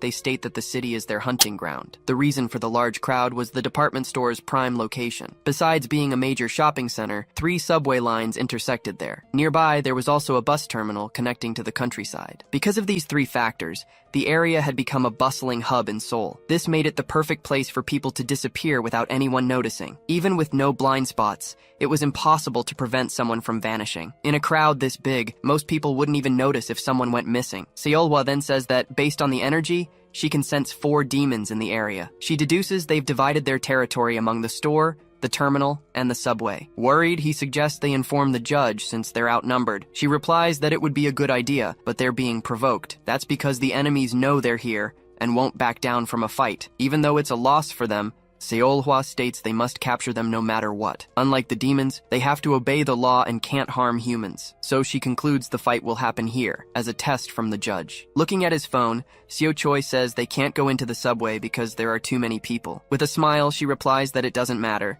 since there will still be employees around. Releasing her energy, she assures him a small number of people won't be a problem. Shifting to the rooftop, night had already fallen over the department store's garden. Up there, one of the demons asks her companions where Qian had gone. Rei approaches and explains that she left because she didn't want to take part. In a flashback, Qian said that she wouldn't risk everything for just 2 demons. Rei still insisted that it wouldn't be a problem, but she said that was just his opinion. From her point of view, it was a high-risk gamble that wasn't worth it. Additionally, she thought they hadn't been reliable at all over the past month. Annoyed, Rei asks if she really thinks she can stop getting up. She says she won't stop them and was already leaving. Thanking him for everything, she comments that she learned a lot from him during that time. Turning back, she wishes him good luck with a very mocking smile on her face. Back in the present, the other demons complain that he was too soft on her. Rei then states that nothing changes, as Qian was never really part of the team. The girl says the 3 of them are enough, but she's surprised by the refusal. They then ask what they'll do next, since they can't ignore the consequences. Revealing the plan,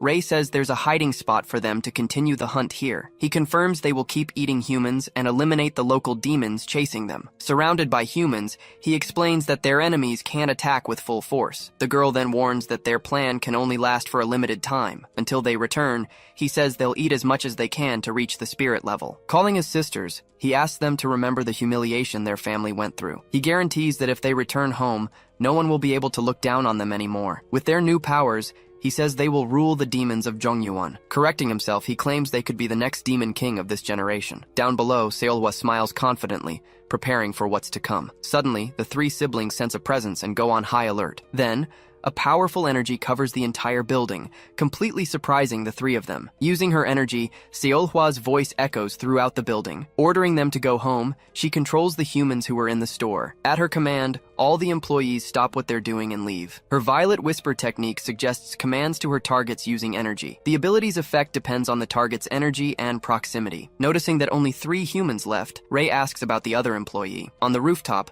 Seolhwa comments that she assumes he isn't that foolish. Seeing her arrival, Rei wonders how she got up so fast. Mocking their scent, she says she's thankful they're in an open space. Angered by the comment, Viren grinds her teeth and prepares to attack. Telling her to calm down, Rei warns that she's just trying to provoke her. Then he tells Wylan to go to the floor below, leaving the fight to him. Rei explains there's one more to catch, so he and Viren will handle the fox. With a smile, he allows her to eat the other demon after she kills him. At his command, Viren leaps from the rooftop towards the floor below. Mocking the order, Seolhwa says he should have told her to run far away. Preparing to fight, they reply that she should worry about herself. Rei analyzes his opponent and concludes she's too strong for them. But since they've eaten over 1,000 humans, he believes they can win. Together, they prepare for the confrontation and release their demonic energy. Seolhwa then comments that she likes how they don't know their place. Releasing her own energy, She says she'll see what they're made of. Down below, an old woman appears, staggering and confused by the command she received. She then hides behind a pillar,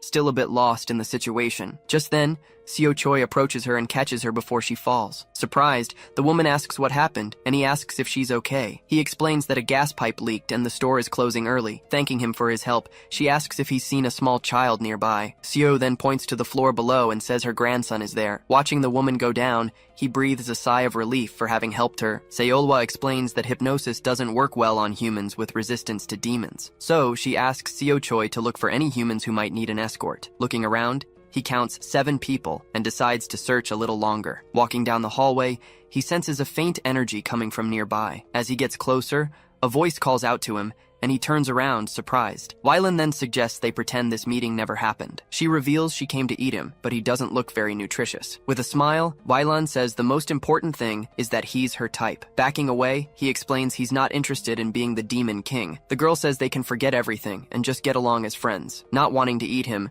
she asks what he thinks of her proposal. He then asks if she came from the floor below, leaving the girl confused. With a smile, she asks if he's talking about the human she sent over. Revealing her bloody hands, she says she ate them both on the way. Couldn't let them go to waste, she adds. Enraged, Seo Choi gets ready to strike. Without hesitation, he lunges forward and delivers a powerful blow to Wylan's face. Seo slugs Wylan right in the face. She hits the wall hard. Looking toward the escalator, his attention seems to be somewhere else. His expression suddenly changes, revealing he doesn't understand what's happening. Then, he remembers that demons feed directly on humans. He remembers the last 3 days, which were a tough experience for him. He learned firsthand just how dangerous demons could be. Shaken by the memory, he realizes something he had never thought of before. His fight had always been against demons, without ever considering the risk to humans. Getting up, Wylan complains that the punch really hurt. She wipes her wound, saying he caught her by surprise. She then remarks that he looks delicious now, ready to pounce. Seo Choi calmly replies, just saying that's great for him. With a steady gaze, he prepares to continue the fight without hesitating. He lunges forward, leaping at Wylan to strike. She notices the movement and yells that he's coming from her left, but he feints and hits from the right,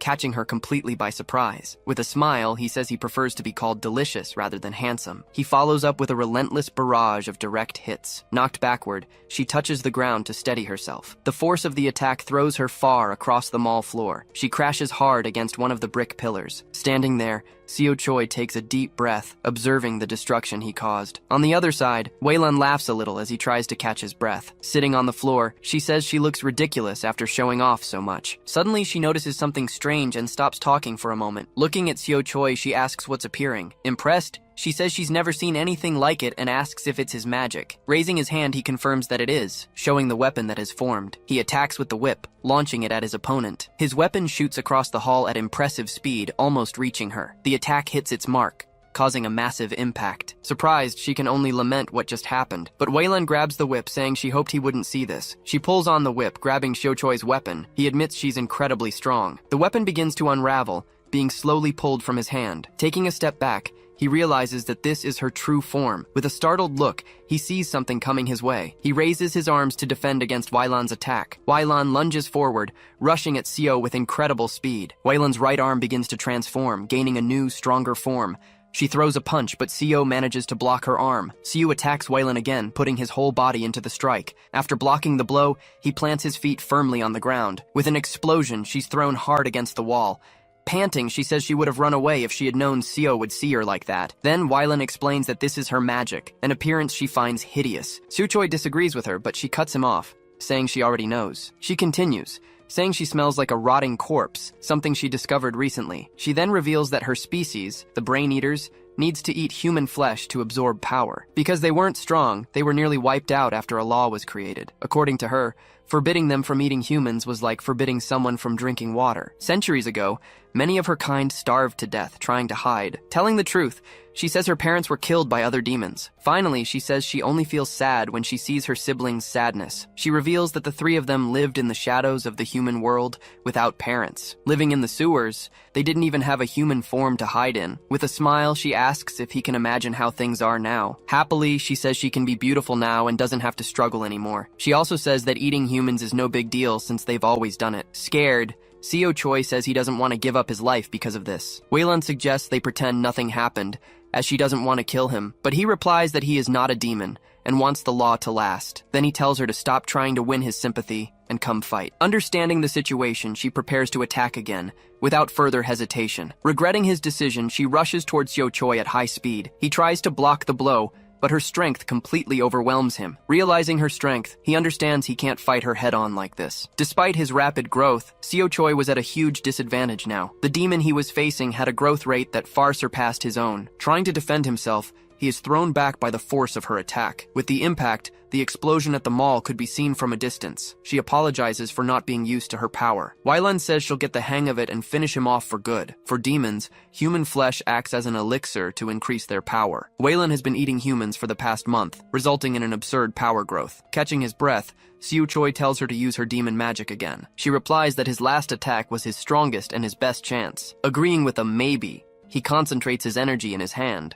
ready to attack. Firing his energy, he launches several projectiles in her direction. Dodging the attacks, she realizes he can't use that magic freely. He then charges forward and lands a direct punch on her with his transformed fist. Countering with several blows, she says she'll play a little before eating him. Lying on the ground, he's completely battered from her barrage of attacks. She regrets not even knowing her opponent's name. Moving in for the final blow, she says it was nice to meet him. Lying on the ground, he understands that she bet her life on that last attack. He then reveals his technique, confirming that his gamble finally paid off. Going back a few hours, Seolhwa asks Seo Choi if he fought Goyu. He replies that it wasn't much of a fight, since his attacks didn't work on him. She remarks that Goyu simply ignored the blows, being on a completely different level. Explaining further, she says he's one of the strongest fighters. Seolhwa continues, saying that few 500-year-old demons are stronger than him. Worried about this, Seo Choi asks if that rule also applies to her. Annoyed by the question, she glares at him, and he quickly apologizes for the offense. With a smile, she claims she'll win anyway, because she is the strongest. He then asks what moves she used, hoping she didn't lose control. Telling Mangtae, he says he used a wrestling move with an item. Seeing that Goyu was unharmed, Seo Choi says he felt a limit to his power. Questioning the situation, he remembers that Goyu stood still during his attack. Seolhwa realizes there's more to the story than just the level difference between them. With a smile, she explains that wrestling is about strength, not magic. Suddenly, a loud trembling sound is heard from outside the car. Feeling the ground shake, she just waits, pondering the noise she heard. With a smile, she says he's getting the hang of it and is less of a concern. Just then, the demon Ray appears, wounded, asking what she's doing there. Explaining her presence, she says she was right, but she worried about him. She then says he was a good obstacle, but she's a little disappointed. Sighing, she regrets thinking she would need to use at least 4 of her tails. Looking at the defeated Weilan, she understands why the demons came to Korea. Then she asks how many of them crossed over and who helped them hide. Refusing to talk, Ray warns that he won't tell her anything. With a smile, she says that dignity doesn't suit him and makes him look ridiculous. Offering a deal, she says she'll let him live if he decides to talk now. As his body transforms, he refuses to accept any kind of deal. Watching the transformation, she remains calm, analyzing the unfolding situation. Sensing his power level, she pulls out a red thread, preparing to fight. Already transformed, he rushes forward with impressive speed in her direction. Preparing her attack, she invokes the first bridge of the Great Demon Emperor. With overwhelming power, she defeats him with a single precise strike. Feeling another tremor, she warns that the result would have been the same either way. Looking at him on the ground, she criticizes the waste of his strength and power. With a crow on her shoulder, she explains that class comes from how power is used. Just then, the crow on her shoulder comments that it really likes her outfit. Surprised, Seolhwa asks when she arrived, watching the creature fly away. Back in her normal form, Solmi says her reaction is very dry. Worried, Seolhwa asks what happened, as she doesn't look well at all. Solmi laughs, exhausted, saying she searched through both worlds without any sleep. Starting to cry, she directly asks Seolhwa for help. Grabbing her clothes, she lists all the tasks she has to do alone. Seolhwa agrees to help, but asks what this talk about guests is. About to answer, Solmi stops as she feels the ground shake again. Looking at her friend, Seolhwa replies that the tremor is probably Seo Choi. Lifting her head, Solmi hears Seolhwa say that he's in the middle of a fight. Worried, she questions Seolhwa, who confirms the great danger he's in. Seolhwa then argues that he can't be protected just because the situation is dangerous. As a goblin who wants to be king, he has no choice but to fight. Concerns like hers, according to Seolhwa, will only get in the way of his chosen path. Seolhwa says she doesn't need to worry about Seo Choi. Seolhwa just tells Solmi to calm down and wait a bit. Returning to the confrontation, it's said that the fight will be over very soon. Weilan yells, asking why the attack didn't work on him. Just then, She lands another direct hit on him. He falls to the ground, defeated, using his hand to steady himself before getting up. Confused, she wonders how her attacks aren't working after so many hits. Grabbing her arm, he reveals that something changed at that very moment. She watches him from a distance, not understanding how he's still able to stand. Catching his breath, he announces the name of his technique: Goblin Wrestling. Unlike the club, every goblin is born with the ability to use wrestling, but if it were just a strength-based technique, it wouldn't be called demonic magic. That's why goblins don't lose in a fight. It's not that they're just good at it. Taking a step, Seo Choi apologizes for getting carried away with everything. He explains that he needed to get used to the new sensation so he wouldn't forget it. With a determined look, he warns that it's time to end this. Seeing her advance, he knows he needs to lessen the shock of the incoming blow. Then she grabs his head, ready to put him to eternal rest. With a serious look, she says, "This is for what happened before." Blocking her movements, he lands a direct blow to her head. After the impact, she observes the result, but notices something. Seo says that deflecting the enemy's power is a basic principle of many known martial arts, but instead of stopping there, he released the damage across the surface. This technique is what goblins call roots, like a tree. Standing on 2 feet was the foundation for it all. By minimizing the damage taken, the technique makes him much more resilient. It also amplifies the power of his goblin wrestling, increasing his strength. At that moment, the item he's using seems to react with his energy. Becoming stronger than before, he prepares for his next move. Unleashing the ability's true power, he now executes his special technique. He then grabs Wylan from the air and throws her over his shoulders. Slamming her onto the ground, he finishes the move with force. She can barely react to the blow, completely overwhelmed by his technique. With the impact of the blow, the entire building begins to shake again. Sitting on the edge of the crater, he observes the result of his attack. Beneath them, the floor of the next level down shatters from the force. Landing on the floor below, he sits amidst the rubble. Badly wounded on the floor, Wylan asks him for a favor. She asks him to kill her, as she wants to die looking good, but he tells her he won't kill her, as he needs a lot of information. Laughing a little, Wylan says she hopes to be kept alive for a good reason. Suddenly, he turns, sensing a new presence rapidly approaching him. Struck by surprise, he manages to block an attack coming from his side. Changing scenes, Solmi explains that demons from China have come to take responsibility. Seolwa shows curiosity, saying she'd like to meet the newcomers if they're strong. But Solmi warns that the help sent is someone famous and stubborn, difficult to deal with. With a smile, Seolwa asks if it's some 1,000-year-old grandmother, but Solmi says no. As Seolwa asks who she is descended from, a new figure appears before Seo Choi. Then a woman appears, introduced as the granddaughter of the great monkey king Sun Wukong. Standing there, the new demon surveys the scene with an imposing posture. Realizing he wasn't the target, he introduces himself as Seo Choi. She cuts him off, saying she doesn't care who he is. Noticing her accent, he hears her say that the sinner behind him deserves to die. Touching her earring,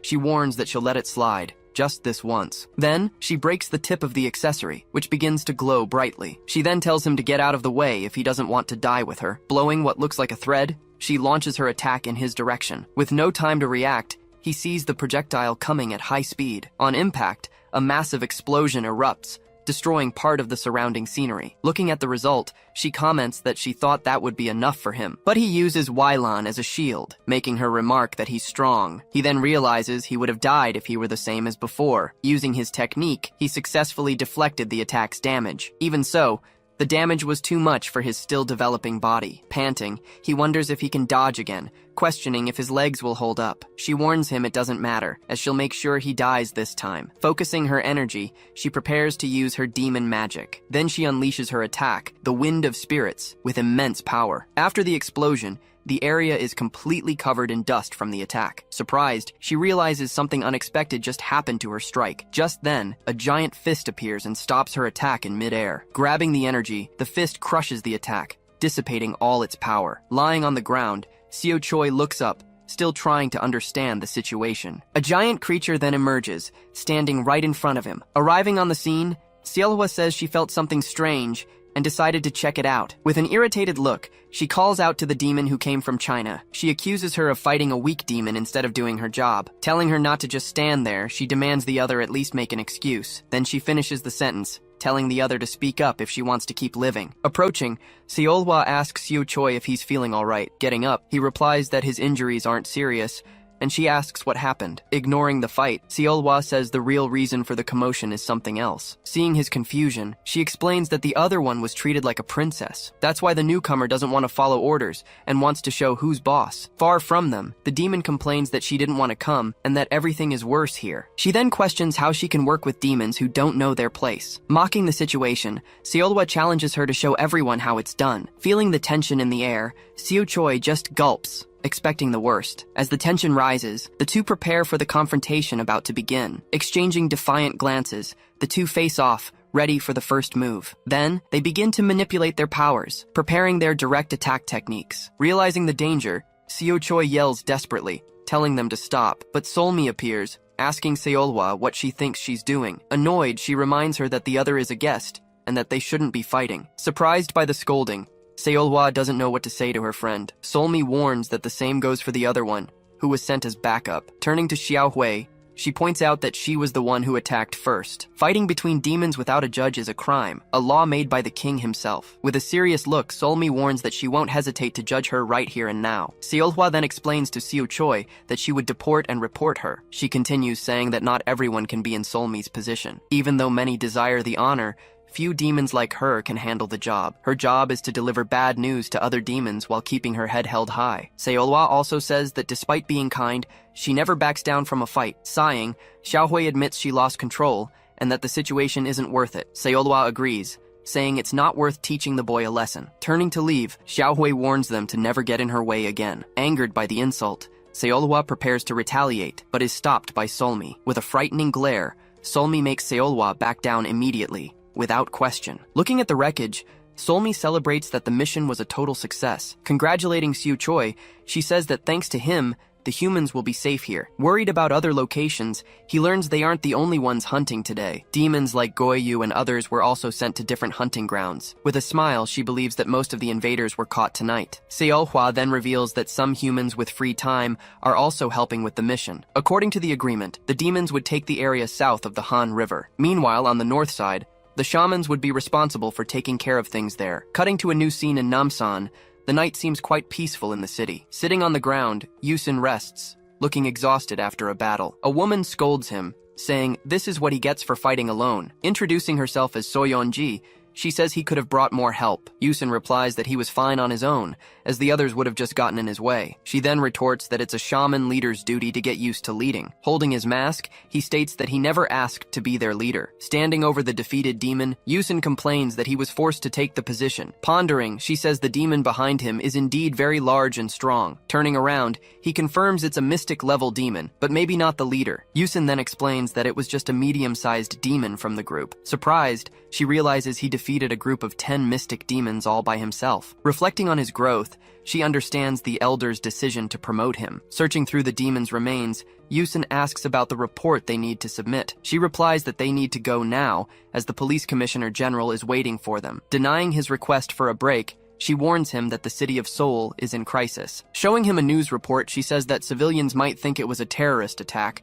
Agreeing that it's better this way, she says they need to keep up appearances for now. Sighing, he agrees to go home, but she tells him about the airport tomorrow. Shocked by the news, he questions why he has to go to the airport so early. She explains that an Onmyoji family from Japan requested that they send 2 people over. Asking why he was chosen, he's told it's to balance the overall power level. At the airport, it's revealed that the 2 visitors are the future leaders of the clan. Pulling his suitcase, he comments to his sister that the air here feels different. She then tells him to cheer up a bit, since it's their first trip. He replies that he knows it will be tough, but he hopes Korea will be fun. Trying to offer a welcome in Japanese, he fumbles over the words he just read. Soyeon criticizes him for being late, but he tells her to shut up. Wondering why they accepted the job, he finds it unprecedented for shamans and Onmyojis to work together. She responds that technically it isn't, recalling an event from the Japanese colonial era. Back then, 2 Onmyojis came to Korea and performed an exorcism together. When he asks what happened, she explains they caught the demon, but not without trouble. The process wasn't peaceful because the 2 of them didn't get along at all. Their bickering caused more damage than the actual fight against the demons. Reflecting on the past,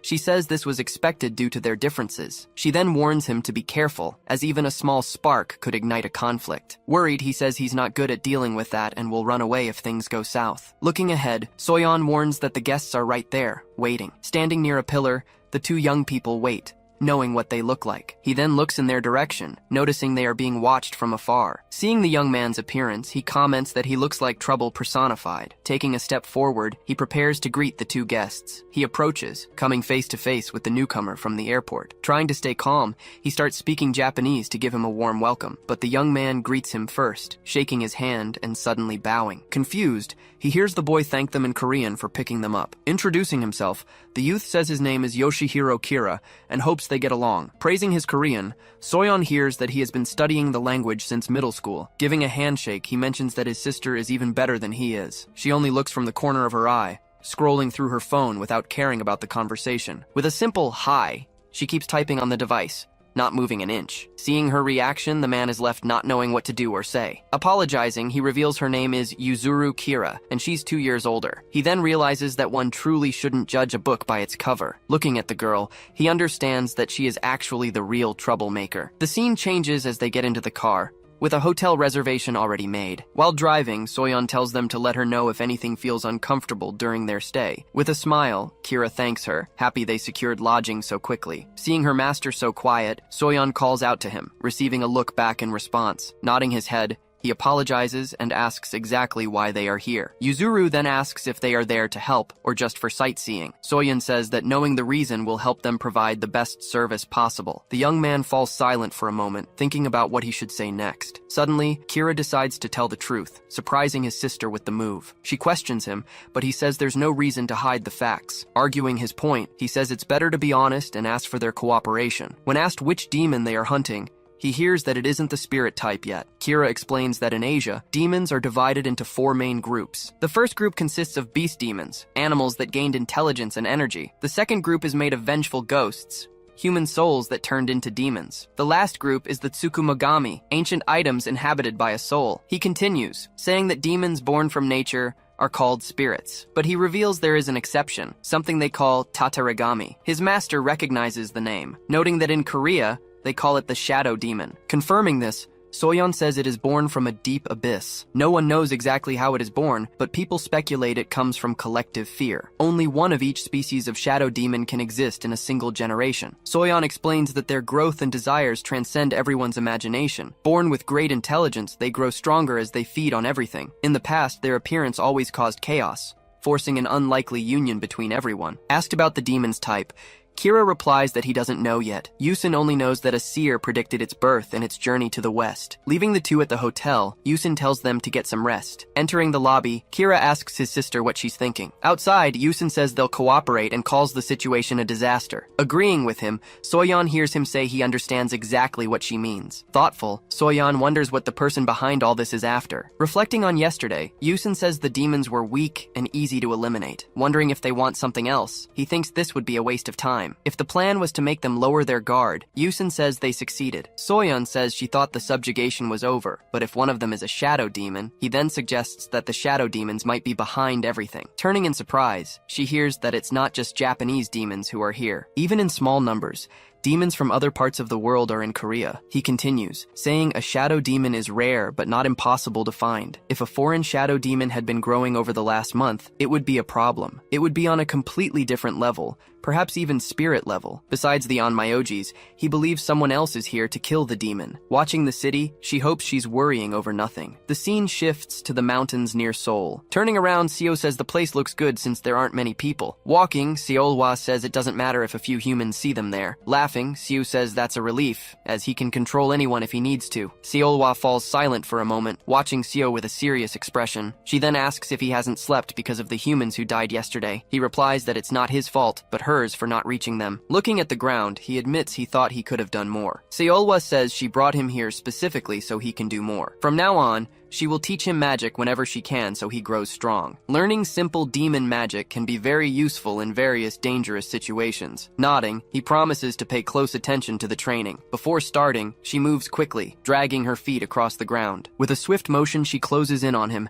catching him off guard with her speed. Thrown off balance, he tries to ask her to wait, but it's already too late. Grabbing his clothes, she stops him from falling, telling him to be careful. She reminds him that as a goblin, he must never be caught by surprise. Holding him in her arms. She says this is the perfect position for them. Leaning in, she asks him to relax and stay still for a moment. Then she leans closer, whispering that the training will be over very soon. Smelling a flower, Seo catches a sweet, peachy scent coming from Seolhwa. Suddenly, he feels dizzy, not understanding what's happening. With a fixed gaze, she watches him, remaining silent for a moment. Seo then closes his eyes, feeling a strange sensation wash over his body. Opening them again, he realizes that his surroundings have completely changed. Looking around, he finds himself in a familiar place, yet different from usual. Surprised, he hears that he doesn't need to worry, as this isn't the real place. She then explains that this place is an area within his own subconscious. Turning around, relieved, he asks if she's also an illusion like everything else. She denies it, revealing that the magic she used on him is a bit special. The magic of her kind,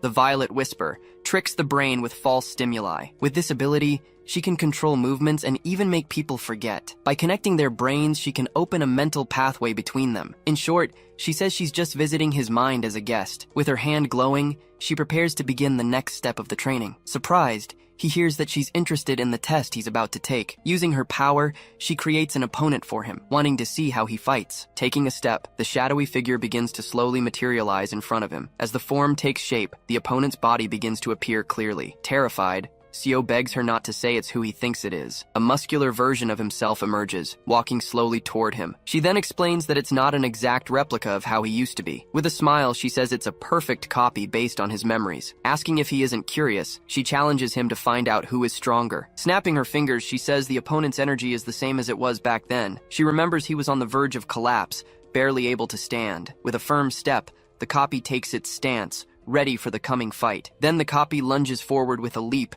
creating an explosion as it takes off. Closing in on him, the copy prepares to deliver the first blow of the fight. With a powerful punch, the copy strikes the ground, narrowly missing its target. Watching the fight, she remarks that he was strong even without demon energy. Startled, he wonders what kind of power that is, feeling the shockwave from the blow. With a kick, the copy hits Seo, forcing him back a few steps. Surprised, Seo can barely react to his opponent's speed and strength. The copy attacks him with a flurry of punches, slamming him to the ground. As he's hit, Seo wonders if he was really that strong back then. He realizes the copy's power and speed exceed that of the demoness. Blocking the punch, Seo prepares to counter with a strike of his own. Dodging to the side, Seo tries to hit the copy's face, but is blocked. The copy lands a knee directly to Seo's face, sending him flying from the impact. Seated, she asks if it isn't easy, touching the cup in front of her. She then comments that if she fought him physically, it wouldn't have been an easy fight. Pausing for a moment, Seo takes a deep breath, preparing for the next attack. Sipping her tea, she reflects that his battle sense only works against the weak. She wonders what Seo will do if his enemy is even more talented. Lying on the ground, Seo wonders why he can't deal any damage. Even giving it his all,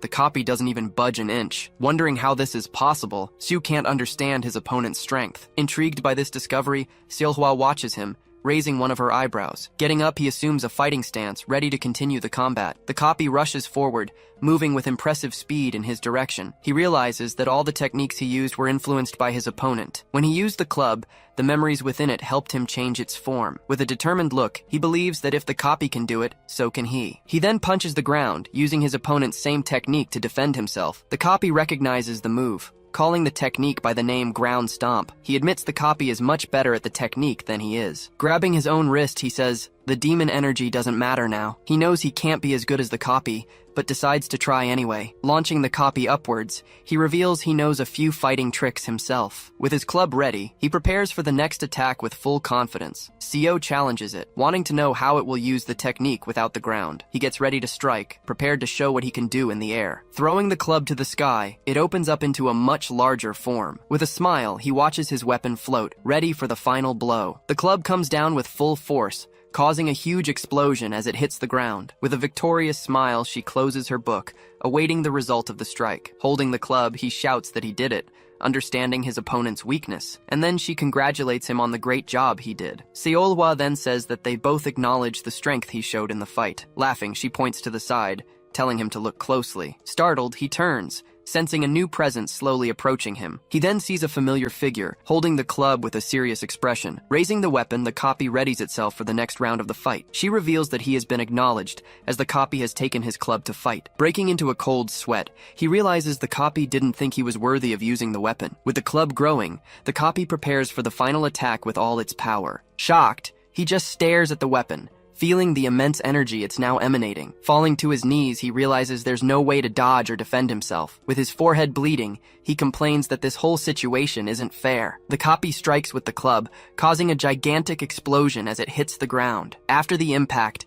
the ground of his mind shatters into pieces. Wounded and defeated, he is thrown back into the real world, unconscious. Lying on the ground, he wakes up, still feeling the effects of the fight on his body. Helping him up, she congratulates him on the good fight he had. She then comments that the fight wasn't fair, but he made her use 5 tails. Curious, he asks how many tails she would use to fight him now. Thoughtfully, she replies she'd use 3, or maybe 4 if she were in a hurry. She reveals that her power increases 1.5 times with each tail she uses. With a serious look, she shouts, saying she sees someone hiding like a rat. Coming out from behind the trees, Hongrion apologizes for hiding there. Kneeling, she says she had no ill intentions, surprising Seo as he recognizes her. Seolhwa asks if he knows her, and he confirms she is from the Yanghoi house. Hongrion then explains that she is there to deliver an item as a deposit for the contract. She reveals the item is a piece of clothing made from a superior demonic treasure. Starting a day earlier, Moryong says the word investment can be confusing. Once inside the room, he promises to help Seo Choi with material resources. Showing some special items, he claims no one else has seen them until now. Seo Choi listens to the proposal and says it all sounds great to him. But he quickly questions the real meaning of the word investment in this situation. Asking what Moryong wants, he's told he's a very smart kid. At that, the director prepares to say what they really want from the young man. With a laugh, Moryong reveals that for now, they want absolutely nothing from him. He then explains that's why it can't be called an investment right now. Being blunt, Moryong warns that Seo Choi isn't the only candidate. He then explains that a supporter's future depends on the next Demon King. Moryong continues,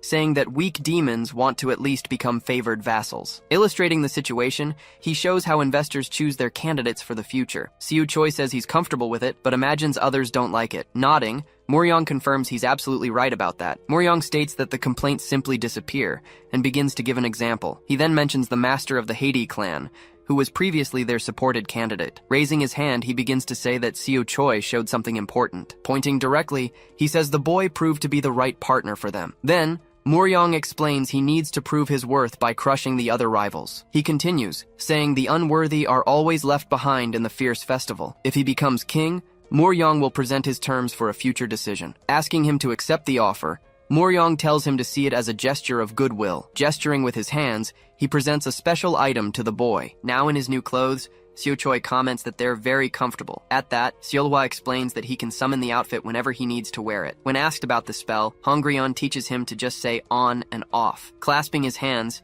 Seo Choi prepares to test the off command. Suddenly, the clothes begin to vanish quickly from his body. Beside him, Seolhwa demonstrates the speed by activating and deactivating her own outfit. Watching from a distance, Hongrion comments that Seolhwa seems to be having a lot of fun. She then reveals that the girl is a genius who has turned down several offers. Turning abruptly, Seolhwa glares at Hongrion and asks what she wants. Angrily, Seolhwa tells her to leave and asks if she's there to spy. Arriving just in time, Seo Choi asks her to calm down and questions the reason. Hongrion then explains they've discovered the location of a group of demons. She continues, saying Moryong wants to help by passing on information about them. Seolhwa becomes suspicious and asks how she got such specific information. Asking him not to lie, she asks if he remembers Master Yuseom. Seo Choi confirms immediately, saying he remembers the guy from the Haiti clan. She says that the previous night, he participated in the hunt with 2 others, so he asks if Yuseom was the one who gave her the demon's location. In a flashback, Hongrion reveals that the 2 demons accompanying him were killed. She finishes the story, explaining that the young master simply fled the battle. Surprised by the news, Seolhwa asks why she wasn't informed of the failure. Hongrion explains they only found out about the situation in the morning because he arrived late. Saying he was injured and in a panic, she says they took him in. According to her, his condition hasn't changed. He keeps repeating what happened. She assumes the fear and shame of failure left him in shock. Commenting on the situation, Seolhwa says he shamed his family by running away. She then asks if the judge knows already, as he should be notified. Replying, Seo Choi says the judge already knows, but doubts any action will be taken. Grabbing him, Seolhwa says it was just one failure and they'll deal with it later. Turning to leave, she warns that Solmi is having trouble with the cleaning. Looking back, she tells him to go see for himself if he's so bothered. She continues, warning that Mangtae and Solmi will try to stop him from going alone. Seolhwa then says he already knows the location and can go without permission. Stating that he won't rest, she says he wants to stop the demon. Seolhwa says she'd be there if she were him, and that's why she won't stop him. Giving one last piece of advice, She tells him to find out the demon's type. As she walks away, she tells him to be careful with demons that use magic. Opening a portal, she says the decision is his, and then disappears. At that, Seo Choi turns to Hongryun and asks her to tell him something. Looking at her, he asks to hear every detail Yusum shared. Cutting to a hotel scene, Yoshihiro asks where his sister is going. Yuzuru replies that she's obviously going for a walk, as she doesn't want to be stuck in her room. Suspicious, he asks if she's really just going for a walk around the city. She then reminds him that they are guests and need to follow the local rules. Sighing, she says the shamans seemed cooperative, but she doesn't believe it. Getting close to him, she asks if he thinks she would hunt demons there. Pointing at him, Yuzuru says he's being weird and should take his own advice. She then mentions that she wasn't the one who caused the trouble at the Sumida River. Before leaving, she says she'll be back for dinner and that he can call. He just watches the bedroom door slam shut in front of him. Alone, he doubts she would even answer the phone if he tried to call later. Arriving on the 14th floor, the elevator panel lights up and the door opens. Alone in the car, Yuzuru waits in silence with a very serious expression. Pressing a button, she decides she won't be staying there much longer. Without much effort, she summons a spirit to make the demon come to her. Looking at the creature, she asks for a great fortune and questions if it can be done. Agreeing, the spirit says the energy she has accumulated is quite large. It then explains that there are 7 types of fortune and prepares one of them. Taking the small scroll, she gives her thanks without knowing which luck was chosen for her. Down in the lobby, it's revealed that the spirit always chooses the necessary luck. Smiling, she says that with this, she can capture the demon very easily. But upon reading the scroll, she sees that the luck she received was for love. The message says that today, she will meet the man of her dreams. Across the street, everyone is startled by a scream. Crumpling the paper, Yuzuru wonders if this is really what she needed. Speaking to the taxi driver, Seo says it's fine and that he'll walk from there. At that, Yuzuru turns abruptly and stares at the person standing there. Sighing, he laments the situation he's just gotten himself into on the street. Walking down the street, he complains that he would have taken the bus if he had known. The scene changes. The story now takes place in Hangang Park, Seoul. Several people are strolling peacefully through the park, enjoying the sunny day. Sitting on a bench, Bi-hyung hears Chien say he seems to be having fun. Coming closer, Chien says she thought he hated all humans. Recognizing his colleague, he asks when Chien got there. Chien explains she came out just a few minutes ago so she wouldn't interrupt him. He says that hating and just observing are two different things. He then compares it to humans watching insects, even if they feel disgusted by them. Finishing his thought, he says it's fun to watch them squirm and struggle. Chien comments that she can't sympathize. He tells her it's because she's too young. Listening to the older man, she hears that she'll understand everything in time. Sighing, Chien asks if Ray and his siblings are all really dead. He replies that Weilun might be alive, but it would be the same. He assures her they'll try to get information from her, but they won't get anything. Chien admits she couldn't stop thinking about what happened last night. Recalling the night, Chien says she only understood everything when she went out alone. Sitting on the bench, she says it was foolish to only realize her feelings now. Furious, she yells that she should have devoured the 3 siblings for herself. Then she comments that she ate all night but is still hungry. Hearing her confession, Bi-hyung asks how many people she devoured last night. She then replies that she didn't count how many victims there were in total. Revealing the location, she says she ate everyone inside the building. Bi-hyung tells her she's free, as the deadline ended at midnight. As they walk, he informs her that he will no longer interfere with her actions. With a smile, Bi-hyung says the 7 of them are now free to do whatever they want. Looking at his phone, he predicts the news of the disappearances will come out after lunch. Suspicious, Bi-hyung asks how she knows the details of the siblings' fight. With a smile on her face, Chien simply confirms that yes, she was there. Going back to the previous night, she admits she was present at the scene of the confrontation. Hidden, she explains she had no business there, and it was all a coincidence. Then she reveals that what interested her was happening nearby. Smiling, she says it's nothing important, at least not for now. Back on the street, Seo Choi walks down the sidewalk as other people pass by. In front of him, he sees Yuzuru standing still, looking directly at him. Tilting her head, she wonders what the hell she's looking at. She then notices the demonic energy he's releasing without even trying to hide it. Considering the situation, she concludes there are only 2 possibilities. The first is that he's a human being manipulated by a demon's magic. Or the second, that he's trying to lure someone by pretending he can't control his energy. He then looks at his hand, observing the item he's holding tightly. Holding the tracking dagger, he prepares to use the magical artifact. Hongryun explains that a piece of the blade lodges itself inside the opponent. This way, whoever holds the dagger can track the target from a distance. Seo Choi understands that Yu Seom was hunting the demon with that piece of the blade. She answers that he can track it for over 1,000 kilometers. Hearing the explanation, he understands that he needs to use more energy to remove the blade. Once removed, a new blade grows back, but the enemy was too strong. Holding the dagger, He realizes that the only reason it's still broken is that the demon simply isn't trying to remove the blade on purpose. Following the energy, he arrives at an alley with a very suspicious building ahead. Already inside, one of the demons calls out to Tao, who is in the middle of the mess. Then, the bandaged demon points to his friend's arm, looking very worried. Seeing the wound, his companion asks if he doesn't need to take the blade out. Unconcerned, Tao says the wound isn't serious and finds it amusing. Suddenly, the other demon approaches and says he was going to ask about that. Outraged, he asks why Tao is luring hunters to their hideout. Worried,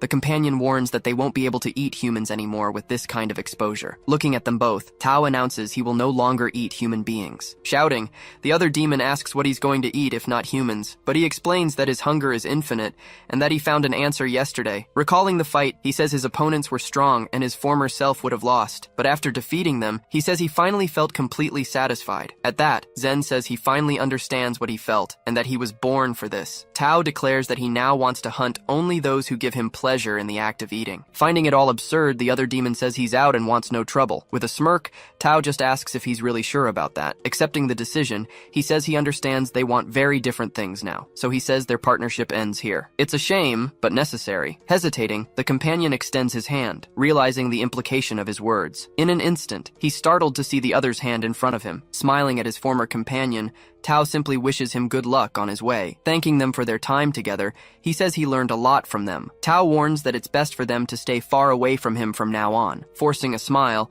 he says his goodbyes, thanks him, and calls Tao a weirdo. Turning to Zen, he urges him to hurry so they can leave before sunset. Zen faces his partner and asks what he's still waiting for. Saying he wants to stay with Tao, he leaves the other demon completely shocked. He then explains they only survived because Tao fought for them the night before. He then states that his desire now is to become much stronger, like Tao. Angrily, the partner shouts at him to know his place and not be a fool. Turning around, Tao warns Zen that staying with him is dangerous and could get him killed, but he makes a promise, swearing that Zen will not die before him, no matter what. Watching the scene, Zen can only say Tao's name, still very surprised. Tired of the conversation, the partner says he's out of this whole charade. Then he asks if they mind if he eats everyone downstairs before he goes. Tao replies that he can go, but tells him to eat as much as he can. Finishing the sentence, he tells him to enjoy it before the sun finally sets. Changing locations, Seo Choi approaches a large, abandoned warehouse up ahead. Inside, Zen asks if Tao is okay, noticing he suddenly seemed strange. Holding his arm, Tao says he's fine and that it was just a surprise. Outside, Seo Choi knew he would come, but he didn't expect him so soon. In an old drawing, the demon is shown with its original and fearsome name. Prepared for the fight, Tao says it's time to welcome his guest. Seo Choi walks alone into the enormous, completely abandoned warehouse. As soon as he enters, he senses two presences coming from very different directions. Looking up, he can feel a demon's energy coming from the ceiling. Down below, he also notices the strong smell of blood. Faced with these two choices, he prepares to make an important decision. Outside, Yuzuru arrives and eyes the same building with suspicion. Seeing the place, she concludes that this is where demons usually feast. She then wonders why he went in without hesitating, since he must have noticed. Without a doubt, she realizes it's a trap. Crumpling the paper, she remembers that the child's fortune never fails her. Even with a love horoscope, she knows she'll find her dream man. But she questions it, as the message doesn't say exactly who this person would be. Thinking of Seo Choi, she dismisses the idea, finding him clumsy. Sensing the energy from above, she gets ready to enter the warehouse. Summoning her creature, Yuzuru orders Raiju to advance inside with her. Leaping with agility, Yuzuru's creature climbs to the top of the building. Landing inside, she and her summon prepare for whatever comes next. Looking around, she thinks she might have overestimated this weird place. Trembling with fear, Zen realizes the enemy doesn't seem to be a strong demon. Trying to encourage himself, he repeats to himself that he can do this. Unconcerned, she announces she'll simply destroy anyone who shows up. Meanwhile, Seo Choi carefully descends the dark stairs. Stopping suddenly, he stares into the darkness spreading before him. He then sees a demon devouring something on the floor, deep in the shadows. Sensing his presence, the demon turns in surprise and asks what he is. Walking towards it, Seo Choi approaches to confront the demons. He then asks how many of them are hiding in this place, changing the question. The demon figures the others went upstairs and calls the boy peculiar. Seeing a chance, it plans to escape after finishing its interrupted meal. Staring at the young man, it says that Seo Choi will serve as a substitute. Nodding, the demon is caught off guard by a sudden movement. Moving fast, he challenges the demon to catch him if it's really capable of fighting. Then, He lands a powerful punch right in the opponent's stomach. Spitting blood, the demon is shocked by the unbelievable speed of the attack. Without giving it time to react, he grabs the demon and prepares his strike. Then he throws the opponent with all his strength against the warehouse floor. Already on the ground, the demon hears that he will ask one last time. With a serious look, he asks how many of them there are and what their abilities are. Transforming its jaw, the demon screams for him not to dare underestimate it like that. Meanwhile, Seo Choi just watches the demon prepare for its next attack. In the blink of an eye, he's hit by a swift slash that cuts across his face. Laughing at the situation, the demon yells that he should have killed it when he had the chance. Then it warns that everyone there should know their place in the fight. From a distance, the demon says it will keep its range to land its attacks now. At that moment, several rapid slashes are launched at the young man at once. Hit by multiple cuts, he stands firm against the enemy's attack. Then, the demon lunges forward with another wide and powerful slash. The blow completely tears his left arm from his body. Taking the direct hit, the attack slices through his shoulder and chest. On the ground, his severed ear lies in a pool of blood. Breathing heavily, the demon seems exhausted after that barrage of attacks. It then asks what he is, since he should already be dead. Staring at his opponent, Seo says he understands the desperation to become stronger. Seo questions if this is all the strength it gained from that. Saying he won't accept it, Seo states that killing for an unjust cause is wrong. In a swift move, Seo lunges, catching it completely off guard. Right after, it strikes with a sharp, precise blow to Seo's fist. The impact severs the fist and it rolls away. Even with his hand cut off, Seo doesn't stop his attack. Almost defeated, it says they eat humans simply because they can. Lying on the ground, the demon says a predator eating its prey is natural. To this, Seo Choi simply agrees that his opponent is right about the hypocrisy. Without hesitation, he moves in and finishes the demon with a single, precise strike. Pulling an orb from the body, he holds it firmly in his bloodied hand. Turning to the body, he stares at the orb in his hand. On the floor, the demon's corpse lies in a pool of blood. He then brings the orb to his mouth,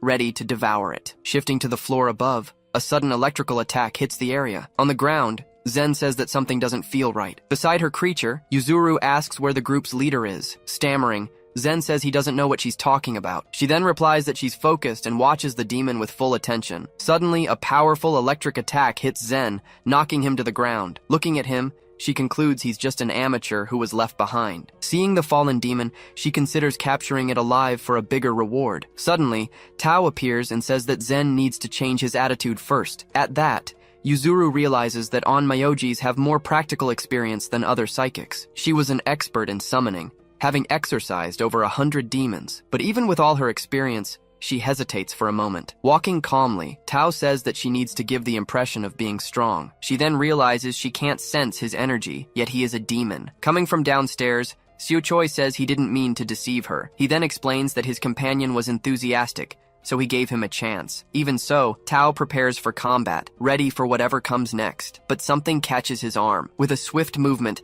the weapon lunges towards Tao at an absurd speed. Seo appears quickly to face Tao. Tao just smiles, seeing that the fight is finally about to get more interesting. Seo Choi rushes forward and lands a powerful kick right in his opponent's face. He delivers a spinning kick, smashing it hard into Tao's face. Thrown backward, Tao crashes violently against the warehouse floor. Seeing this, Zen screams his companion's name, looking extremely worried. On the ground, Tao asks if she's some kind of psychic or something. Seo Choi then tells her to leave, that there's nothing for her to do. Trying to help, she says she can fight too, but gets cut off. With a smile, Tao explains that he doesn't want any distractions while he fights. Looking at the young man, he asks if his impression is correct. He then says the kid wants this fight far more than he does. Furious at the situation, she's outraged at being called a distraction. Without a second thought, she grabs the golden item from her creature. As she unleashes its power, Tao asks who she thinks she's talking to. Ready to attack, she screams for Seo Choi to get out of the way immediately. Turning around, he warns that he won't hold back his power just because she's there. Just then,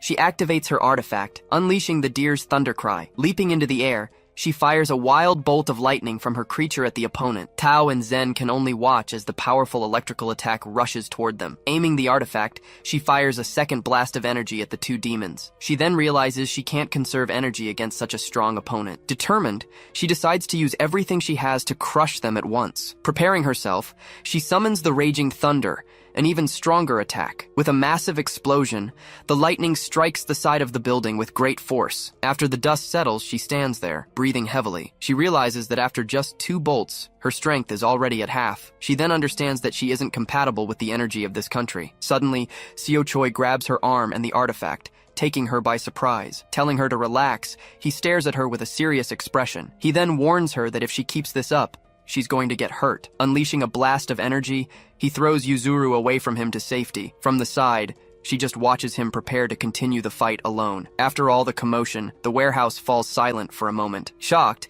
Yuzuru realizes the demon managed to escape, but then corrects herself. Seo Choi explains that he didn't run away, as they are still connected by energy. Holding the thread, he pulls it tight, revealing the link between them. The energy thread stretches across the entire warehouse, connecting the two. Analyzing the situation, he says the demon's friend didn't seem very experienced, so he deduces the attack was just to ensure a safe escape. Getting ready to leave, he says he doesn't need her help to continue. Annoyed with him, she calls him absurd and turns to face him, but as she turns, she freezes completely at what she sees. With a menacing look, he says she knows nothing about being absurd. In an instant, he grabs her neck tightly, without any hesitation. Holding her, he says he's aware of how hard he's squeezing now. He then warns her that with just a little more force, he could break her neck. Pressing her, he warns her to do something or she'll die right there. Moving quickly, he steps back and dodges to the side with agility. Just then, he turns and looks back, seeming surprised by something. Looking down, he watches the small creature approaching him. Getting closer, Yuzuru's creature starts poking his leg. Without a word, he just keeps watching the scene with a serious expression. Releasing her neck, he slowly pulls his hand away, freeing her from his grip. Letting her fall, he apologizes and says it was necessary to be aggressive. He then explains that the previous attack was aimed only at him. He continues,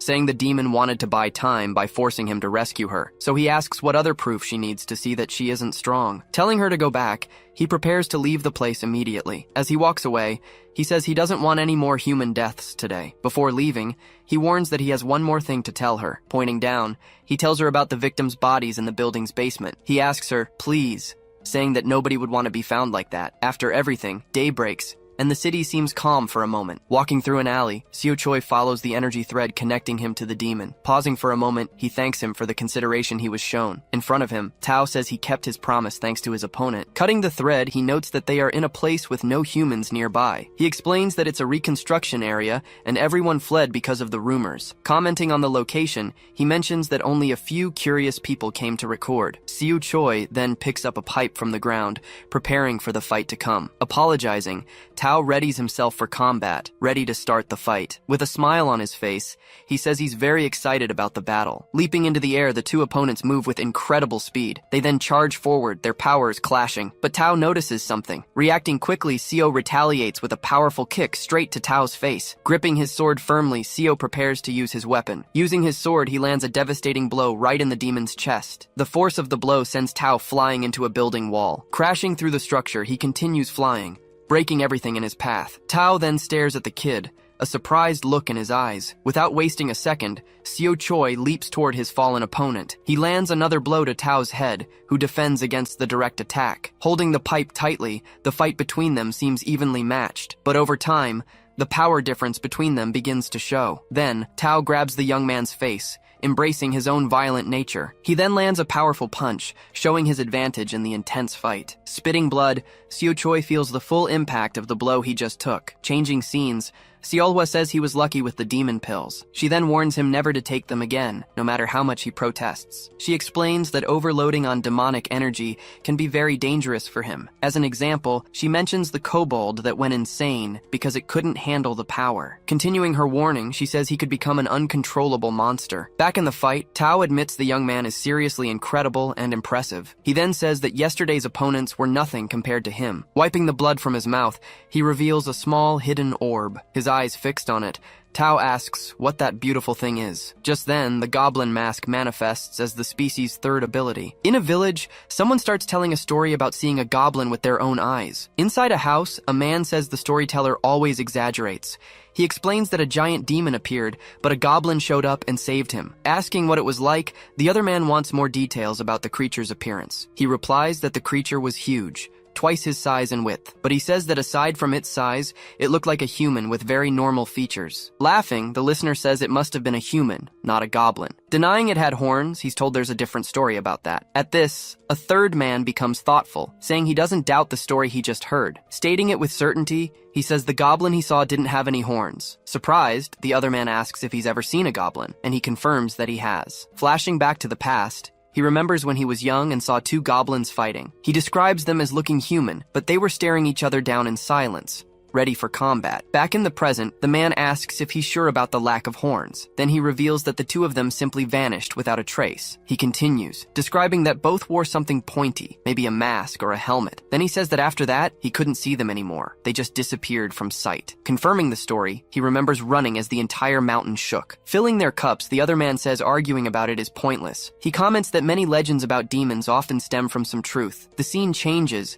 and it's explained that human interpretation distorts the original truth. For example, it's revealed that a goblin's horn isn't part of its body. It's actually a combat mask, a treasure made of demonic energy. Furthermore, the story about goblins turning invisible also has its details. It's explained that the legend of invisibility is only a half-truth. Goblins who wear the mask don't actually disappear completely from sight. They just become too fast to be seen, even by other demons. Suddenly, a violent impact occurs, causing a huge explosion. As the dust settles, Tao faces his opponent with a smile. Then, Tao's hand appears to be completely shattered. Landing a powerful blow, Xiu hits Tao right in the face. The impact sends Tao flying backward, spitting as he goes. His feet drag across the ground from the force of the attack he received. Next, Tao headbutts Xiu. After the exchange of blows, the two stare each other down for a brief moment. Preparing for a counterattack, Tao lunges forward with a smile on his face, but he's grabbed by his clothes before he can complete his move. Lifting his rival into the air, he spins him with impressive force. Using one of his techniques, he prepares to throw his opponent. The scene changes,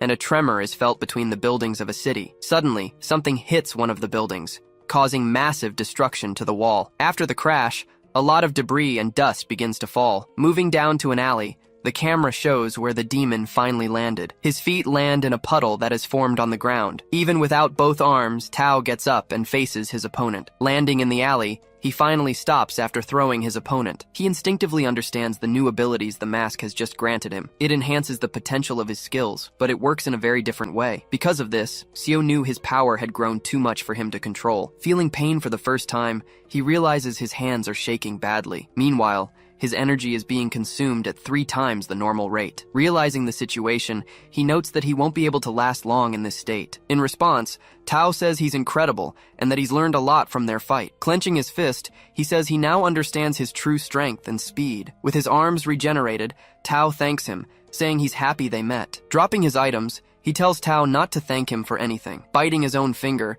he tells the monster to just die already. But Tao just laughs, saying that unfortunately he can't do that right now. With a smile, he charges forward, saying he's having more fun than ever before. The fight resumes, and the impact causes another huge explosion on the building's rooftop. Moving at high speed, he rushes his opponent with everything he's got. Exchanging rapid blows, the two are evenly matched in the fight. The force of the impact causes the ground beneath their feet to crack completely. It's explained that their speed and power were nearly identical, but the first to reach their limit would be the one who couldn't handle the power. To make matters worse, Tao prepares a new attack, gathering energy in his hands. Unleashing the power, he hits Xiu square in the chest. The attack generates a massive explosion right at the point of impact. Thrown against the wall, it's revealed that goblins aren't the only ones who evolve. Tao awakens a new magic, saying he never knew he could do something like this. Getting up once more, Xiu faces his enemy, ready to continue the fight. Then Tao unleashes a great wave of power toward his opponent. Leaping at the last second, Xiu manages to dodge the incoming attack. He then prepares a counterattack,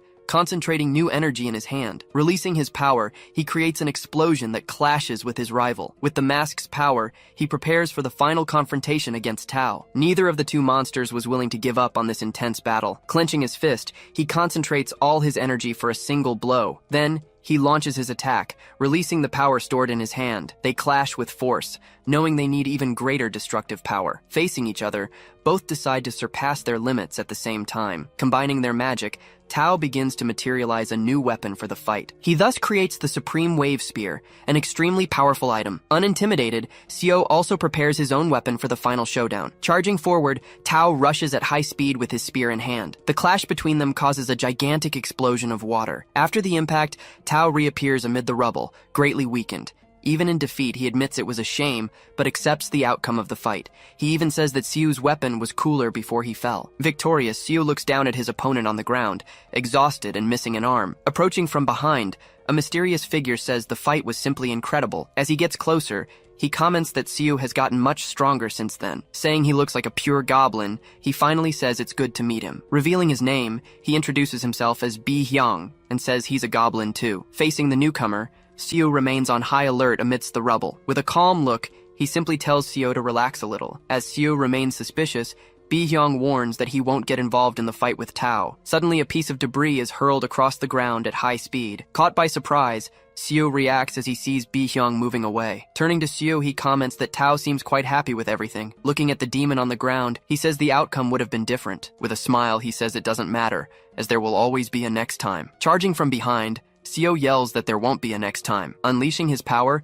he delivers a massive blow towards Bi Hyang. Showing surprise, he faces the incoming attack with a serious look. He comments that he barely managed to defend against the attack using roots that shot out from the ground. Holding the weapon, he says that Xiu's true form is sharp. At that moment, Xiu understands the ability he should have been using against his enemies. He notices it wasn't just strength that stopped his previous attack. It was the complete version of the technique that diverts impact through the Earth's surface. With the weapon in hand, Bi Hyang says it's a relief that he recognizes the skill. Letting go of the weapon, he lets it fall to the ground right in front of him. Jumping back, Xiu hears Bi Hyang say he understands how confusing the situation is. He continues, saying that Xiu was told he was the only goblin left, but Xiu replies that he's not confused and doesn't care about that right now. Grabbing him by his clothes, Xiu asks if he's the one they were looking for. With a smile, Bi Hyang confirms he's the one who brought the foreign demons. Then he asks if Xiu wants to know the reason he did all this. Saying he'll tell him everything, he claims he always wanted to talk to him. His eyes then gleam as he prepares to finally start talking. Without waiting, Xiu lunges forward with his weapon in a direct surprise attack. Bi Hyang just watches the blow approach without showing any major reaction. Then he starts to give Xiu some advice as a fellow goblin. Cutting him off, Xiu lands a powerful punch right in his stomach. Even while bleeding,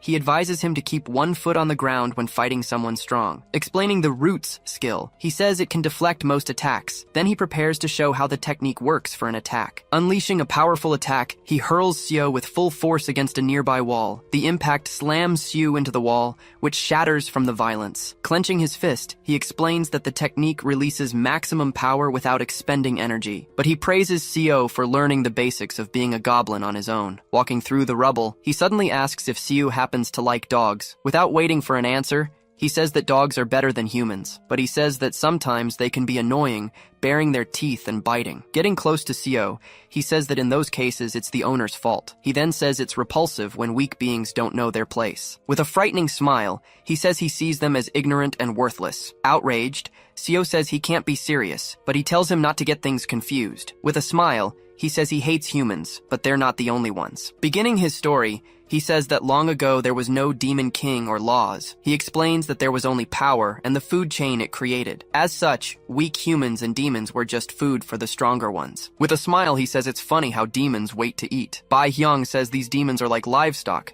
thinking they're predators while being protected. Recalling the past, he says, Xiu knows how humans don't know their place. Protected by the law, they do things without taking responsibility for their actions, acting as if they have the right to step on others without any consequences. And the worst part is, they don't even know they're actually being protected. So he asks Xiu to imagine a world without all this absurd protection. In that world, there would be no laws, and the only standard that would matter is power. With no way to protect themselves, the irresponsible would just hide with their mouths shut. Outraged, Xiu says that sounds like something a child would say, but Bi Hyung just laughs. Standing up, he says he doesn't expect Xiu to understand, as their values are too different. Facing Xiu, he says that they'll just change that from now on. Bi Hyung says he gained his interest after Xiu won the fight against Tao. With a smile, he invites him to come with him and learn everything, but Xiu asks what happens if he just refuses the whole offer. Bi Hyung replies that it's fine, since he doesn't have a choice anyway. Telling him to relax, Bi-hyung approaches as Seo's arm reacts. Asking if he's sure, Bi-hyung warns that any resistance will be useless. Suddenly, he turns around, noticing a new figure emerging in the background. His expression changes upon seeing the unexpected arrival that suddenly appeared. Just then, Yuzuru appears, preparing a technique with an item in hand. Using their ability,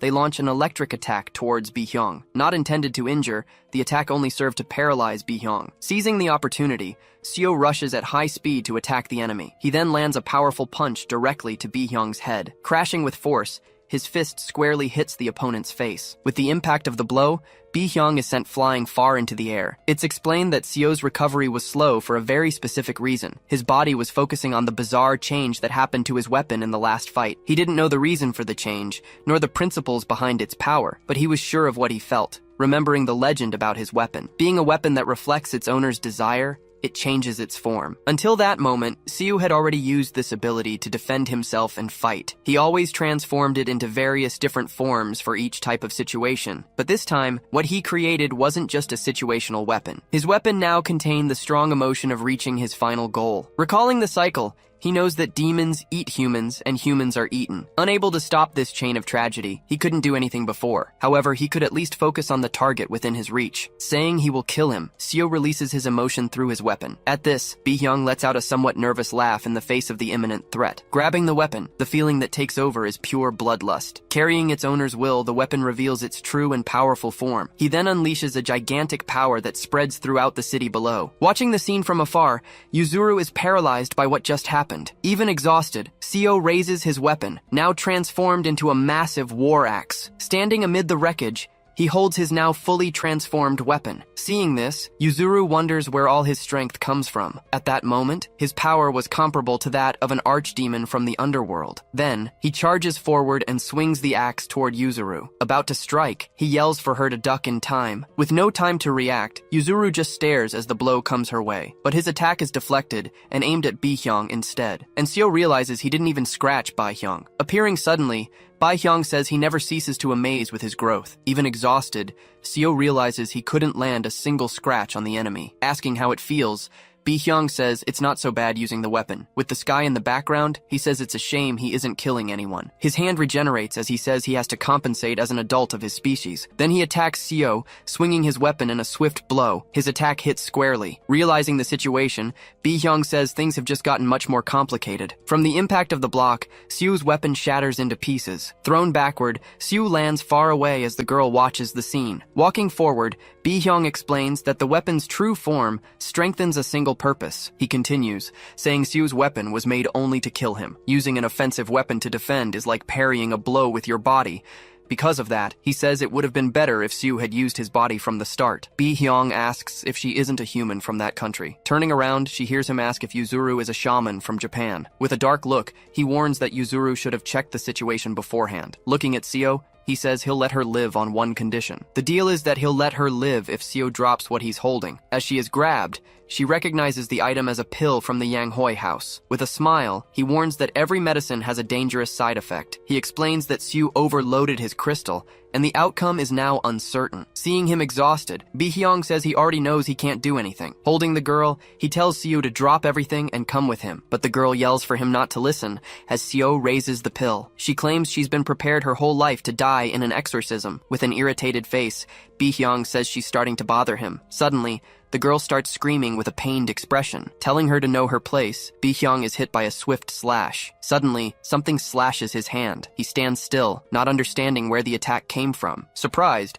Bi-hyung looks to the side, trying to see who suddenly attacked him. On the other side, a man with glasses appears and clenches his fist. Ready. Charging forward, he lands a series of rapid punches on Bi-hyung. In the middle of the chaos, a hand appears and grabs Seo's arm. Then Goeyu tells him to stay put, warning him not to use any more energy. Confused by his arrival, Seo asks what Goeyu is doing there. With a smile, Goeyu replies that it's a little late to be asking that question. Pointing to the destruction, he tells Seo to take a look at the damage. Meanwhile, Yuzuru composes herself, with Goeyu and Yu Yang nearby. Seeing his concern, Goeyu assures him that fortunately, Yuzuru is fine, but he says he can't guarantee the same for their opponent. Exchanging blows, the man in the suit and Bi-hyung fight at high speed. Then the man in the suit prepares to launch another direct attack. Dodging at the last second, Bi-hyung manages to escape the incoming blow. He blocks a kick, saying it's a shame what's happening. Throwing his rival away, he says their strength doesn't compare. Grabbing his arm, Bi-hyung warns that his attacks have no effect. Suddenly, Bi-hyung starts bleeding from his mouth and eyes. Goyu then explains that his clan lacks strength, revealing their inherent magic. With his magic, small drops of water begin to boil in the air. Bleeding from his eyes and mouth, Bi-hyung is struck by a blood technique. Introducing himself as Yu-young, he says he needs to use tricks against martial arts. Then Bi-hyung reacts to the magic, which changes the form and properties of water. It's explained that the spell's effectiveness depends on the water's purity and proximity. For this reason, the clan usually uses attacks with groundwater and steam. Bi-hyung understands the close combat was a ploy to use his own blood in the spell. The technique of boiling blood is described as something very rare and difficult. With his hands, Yu-young prepares to launch his next attack against the opponent. He then moves his finger, activating the spell he just prepared. With a surprised expression, Bi-hyung faces the attack coming his way. From his hand, Yu-young fires a high-speed water projectile at him. Seeing the explosion, Bi-hyung says the power is extreme for a single drop. In response, Yu-young states that every species has its own strengths. Then he prepares several drops of water, which begin to float around him. Launching them all at once, he causes a series of explosions in the neighboring buildings. Approaching Seo, Goyu says he's probably used to this situation. He continues, saying Seo already fought against the magic of the Heite yesterday. Seo remembers the fight, noticing that their energy is very similar, but he realizes there's a huge power difference between the two mages. He could see through the other's magic, but this one was very different. Goyu explains that skills vary even among the same species of demon. He states that Yu-young is unparalleled among all members of the Heite clan. Facing Bi-hyung,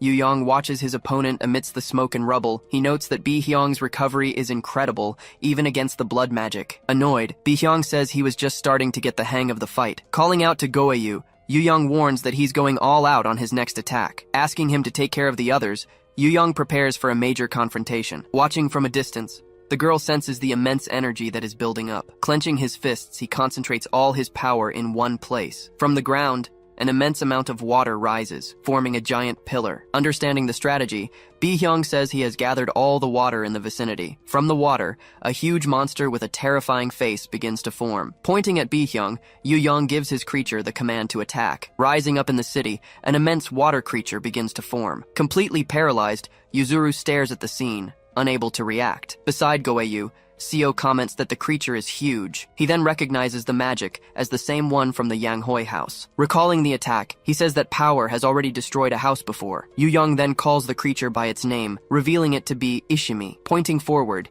he gives the order for it to advance. In response, the creature lunges forward with impressive speed. With that, the water monster charges straight at its target. Even injured, Bi-hyung challenges him, telling him to bring it on. Blood starts to trickle from one of his eyes during the confrontation. As he's pushed back, he tries to resist the force of the attack. Stopping suddenly, he says he's finally understood what's happening. Right after, a huge impact occurs right in front of him. Hit by the blast, Yuzuru shields herself from the impact with her arm. From her hiding spot, Yuzuru carefully watches what's happening. Just then, Yoshihiro grabs her, and they are both surprised by the situation. Protecting the girl, he sees Goeyu creating a protective barrier. Then Goeyu finishes his move, raising a wall around them. His technique is complete, trapping the two inside. Seen from above, the sphere rests in the center of a giant crater. It's revealed that the Heidai and Black Turtle clans are incompatible. It's shown that their methods of manipulating water cancel each other out. Goeyu then confirms their combination was as bad as he feared. Panting, Yu-young stares at the crater and says it was good they joined forces. Turning to his partner, Goeyu asks if Yu-young is feeling alright. He replies that he's just catching his breath after so long. Looking at the chasm, he comments that he doesn't know if this was the desired outcome. Standing at the edge, the two observe the immense crater that has formed. Down below, Yoshihiro states that there are now only two possibilities. He says he either overestimated the enemy, or the enemy didn't want to fight. Yu-young replies it was the second option, as he was already thinking about the next fight. Confused, Goeyu asks why the enemy would care so much about him. Adjusting his tie, Yu-young remains silent for a brief moment. Seo and Yuzuru just watch the strange conversation between them. Then, Yu-young raises his hand and activates a spell right on the ground. Rising from the ground, the power suddenly strikes Siu. The impact sends Siu flying into a pile of rubble. Turning to Goyu, she yells, asking what he thinks he's doing. She then glares at Yu Young and questions why they were attacked. He tells her not to worry, as he did what anyone would do. Looking at the fallen Yoshihiro, Yu Young says he can leave now. He then tells Yuzuru that nothing there can threaten her anymore. Declaring the matter closed, he warns that humans should not interfere. After everything, the city is scarred by the massive destruction. Changing scenes, the story now takes place in a modern building. Elsewhere, Tao is sitting on the floor, covered in wounds. Approaching him, Chen comments that he's a shadow demon, just like him. He then says Tao looks like a great snack for later. At that, Bi-hyung interrupts and tells them to try and get along. Walking towards them, Bi-hyung says he doesn't care if they eat each other. Chen then asks Bi-hyung if he's even still alive. With a smile, Bi-hyung admits the opponent managed to catch him by surprise. Explaining the situation, he says the kid understood his magic perfectly. He reveals that his roots release shockwaves through the ground. That means his power doesn't work if the ground is unstable. Realizing the strategy, he understands the enemy messed up the ground on purpose. Chen replies that he'll remember that when he eats him later. Excited, Bi-hyung says the kid faced him better than the Heitae clan did. Drinking something, Chen asks why he didn't keep fighting then. Looking at the sky, Bi-hyung says he wanted to fight, but was stopped. Not understanding the explanation, Chen is completely confused by the answer. She then stares at her partner, trying to process what she just heard. Suddenly, the weather changes and a heavy rain begins to fall. Bi-hyung explains that the rain made him retreat, because it wasn't in the forecast. He says facing those two in the rain would be too big of a risk. With that, Bi-hyung warns that Chen would probably die in the middle of the fight. He says he had to take care of Tao, and that the others were protecting someone. With a smile, he regrets not catching Seo, but saves it for later. Changing scenes, Seo slowly begins to open his eyes. His vision focuses on the ceiling lights, still not understanding where he is. Waking up suddenly, he wonders where he is now. Trying to move, he realizes his entire body is in a lot of pain. Then, he hears someone's footsteps approaching his room. Standing beside the bed, Yu Young appears, fiddling with his phone. Vibrating non-stop, his phone starts to ring on the bed. Answering the call, Yu Young introduces himself to the person on the other end. He then just listens silently to his superior's response. With a bow, he thanks them for their concern and says he's fine. After hanging up, he mentions that he had to miss work today. Opening a briefcase, he asks how Seo Choi is feeling now. About the mask, he explains that it was awakened only a short time ago. Its magic, he warns, increases power, but it consumes a lot of energy. Because of that, he says he had no other choice before. The only option was to force a total shutdown of that immense power. Apologizing,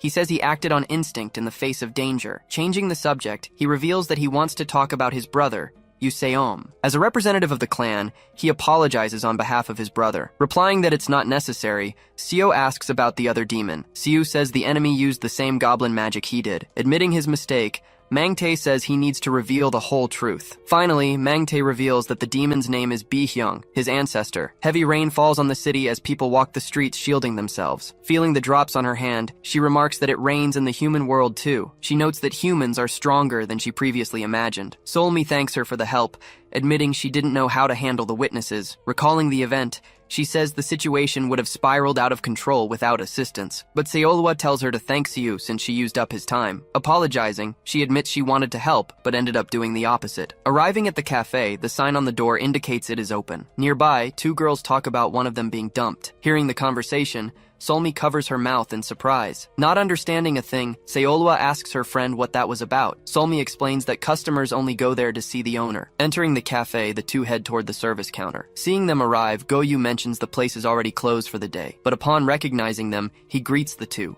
realizing who they are. Solmi asks why he's closing if he was the one who called them. Replying that he barely should have opened at all, he asks what they want to drink. Solmi orders her usual, but Seolwa needs to pick something from the menu. Sitting at the table, Solmi complains about how many coffees she has drunk there. Meanwhile, Seolwa simply enjoys her order in complete silence. Returning to speak with them, he offers some tea recommendations. Suddenly, Seolwa gets irritated and asks what he's looking at. Seeing the commotion, someone yells from the back, telling Seolwa to calm down. Rushing to intervene, Solmi says he's just an innocent boy, but Seolwa claims to know exactly who that arrogant, conceited boy is. Citing a proverb, She says that in the land of the blind, the one-eyed man is king. Solmi adds that a fox is trying to take the tiger's throne. Seolhwa then explains that the concept of a nemesis also exists among demons. It is shown that the hostile relationships of animals continue when they become demons. However, it is explained that their original strength is not always maintained. This rivalry also applies to the descendants of both clans. Noticing the tension, Goyu tells Solmi not to worry about the situation. Cleaning the counter,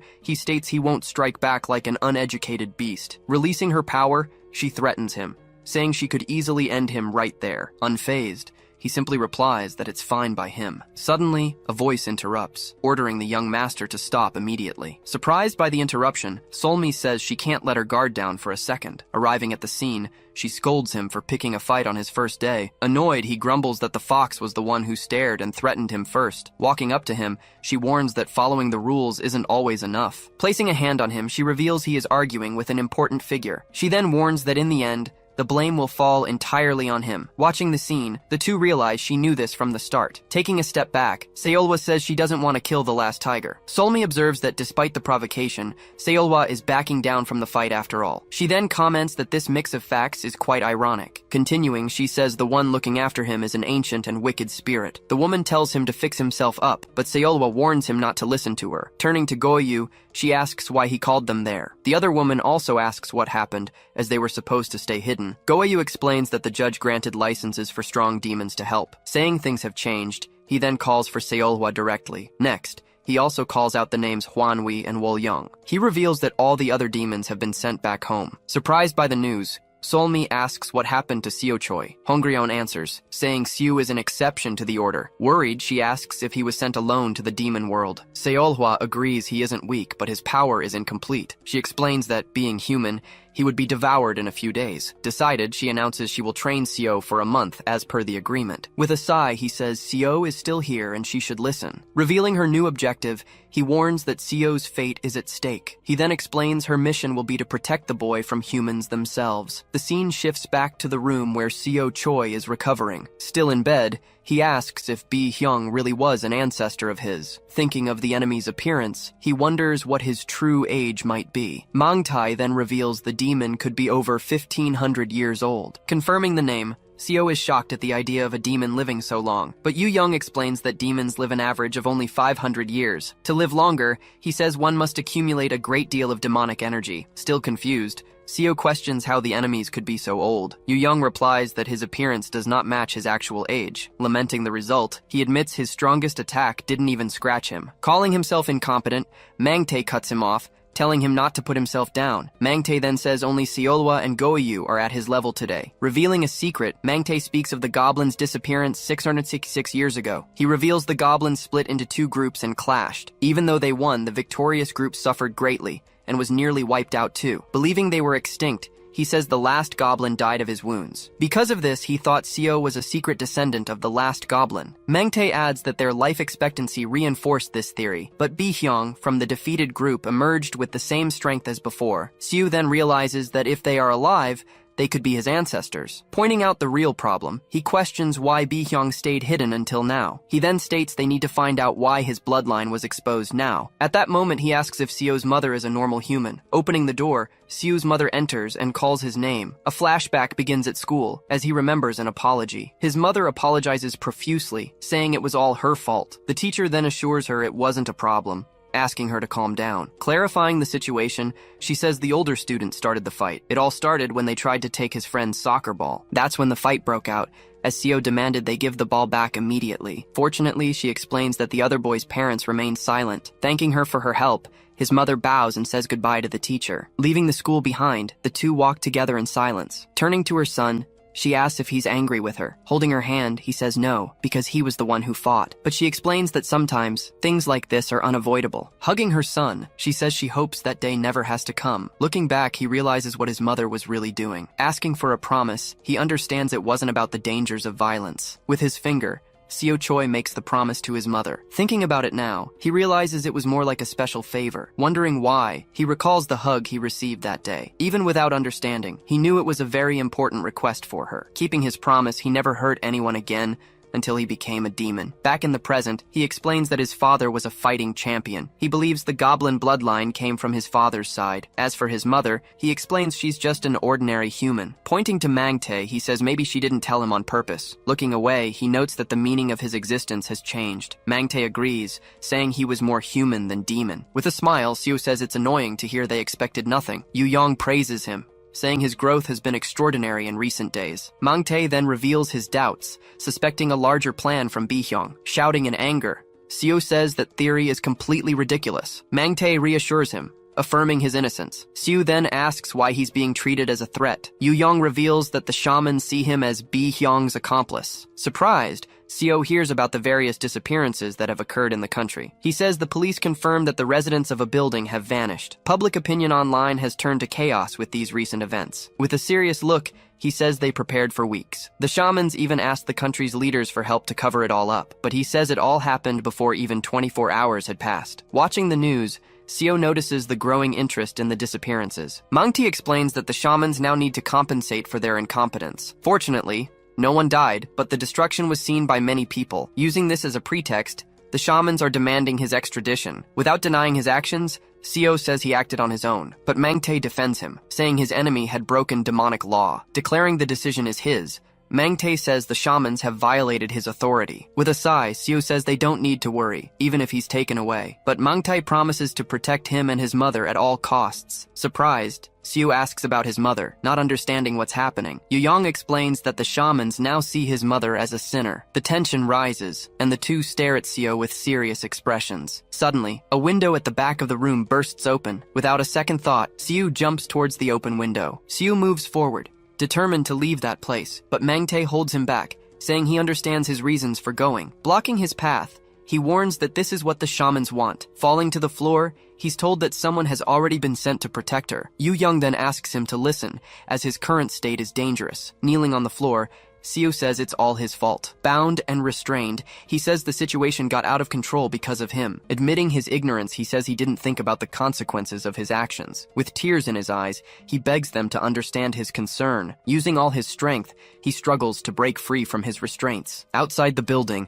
a loud crash echoes through the city. Suddenly, the clothing binding him tears completely apart, freeing him. Now free, he takes on his demonic form, ready to escape. Surprised, Mangte realizes he broke free using only his strength. Apologizing, he promises to return after checking on his mother's safety. Leaping through the broken window, he escapes the apartment and flees through the city. Staring at the hole in the wall, the two stand still, watching him flee. Mangte then asks why Yu Yong just let the boy escape. With an awkward smile, Yu Yong can't find an excuse for it. He then explains there was no water nearby for him to use. Someone reminds him it was raining, and he's left speechless. With a smile, Yu Yong says he also went easy on him, as his magic doesn't tear so easily. Looking at the pieces on the floor, Mangte just lets out a brief, disdainful sigh. Taking responsibility, he says the current situation is his fault. Besides, he says he's not cold enough to ignore a son crying for his mother. Cutting to another location, the sun sets between the city buildings. Trying to call her son, she worries when he doesn't answer the phone. Just then, the doorbell starts to ring, interrupting her thoughts. Approaching the door,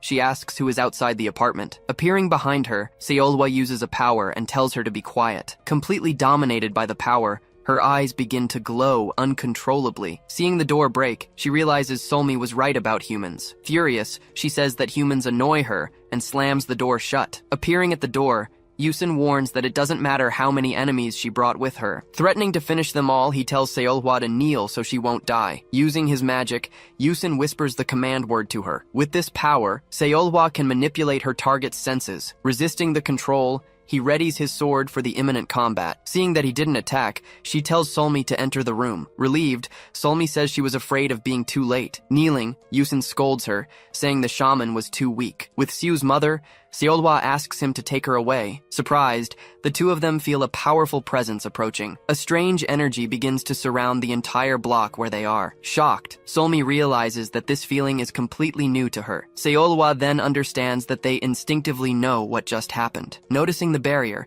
she understands that this was all planned in advance. Getting up, the shaman questions why they sent someone first. Unintimidated, he prepares to face the powerful opponent. Surprised, Seolhwa wonders how he broke free from her power. Disarming his opponent, he knocks the sword away with a single strike. With a loud clatter, the sword falls and slides across the apartment floor. Resting on the floor, the weapon is now out of its owner's reach. Warning that he doesn't want to fight, he says he's there to protect her. Hugging the woman, Solmi recognizes the newcomer with surprise in her eyes. Questioning his identity, Seolhwa asks if he's really Seo's friend. Saying they don't have time, he warns them about the barrier on the building. Seolhwa replies that they can easily destroy the barrier from the inside. Confused, he doesn't understand the reason for their distrust. Seolhwa then explains that he is a shaman first, a friend second. Solmi agrees, saying that talking to him could be dangerous for them. Understanding the situation, he lowers his arm and accepts their mistrust. Controlling his rage, he decides to take drastic measures to prove his point. Seeing his reaction,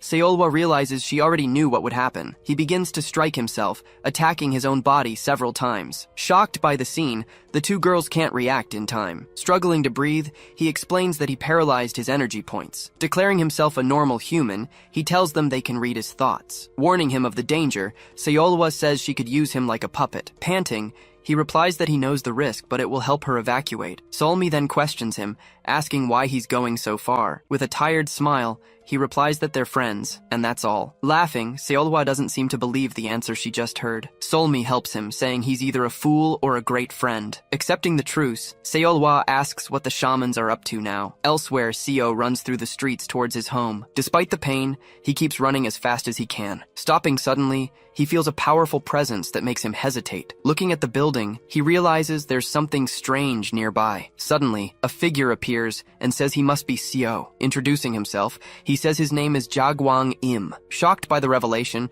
he recognizes the name of the shaman agency. This reminds him of Yusin, and he questions the man's connection. Without further ado, the man tells him to surrender immediately. To make matters worse, he explains that the barrier has closed and his mother is caught inside. Walking towards him, he warns that running will only make things worse. With a determined look, Seo decides he'll have to fight now. Suddenly, a masked figure silently appears behind the boy. Caught by surprise, he turns and faces the unexpected attack. With no time to react, he's hit by a kick. With a smirk, the masked figure seems to be enjoying themselves. Managing to defend himself, he blocks the opponent's strike. After the impact, he slides back and prepares to fight, but he's shocked, as the attack had no effect at all. Entering the barrier, he's transported to a different location. The man explains that the barrier works like a fishing trap. Now he realizes he's completely trapped inside this isolated area. Repeating the options, the man tells him to choose between surrendering or running. Taking a fighting stance, he prepares for the inevitable confrontation. At that exact moment, Seo feels a small vibration run through his body. Coming from far away,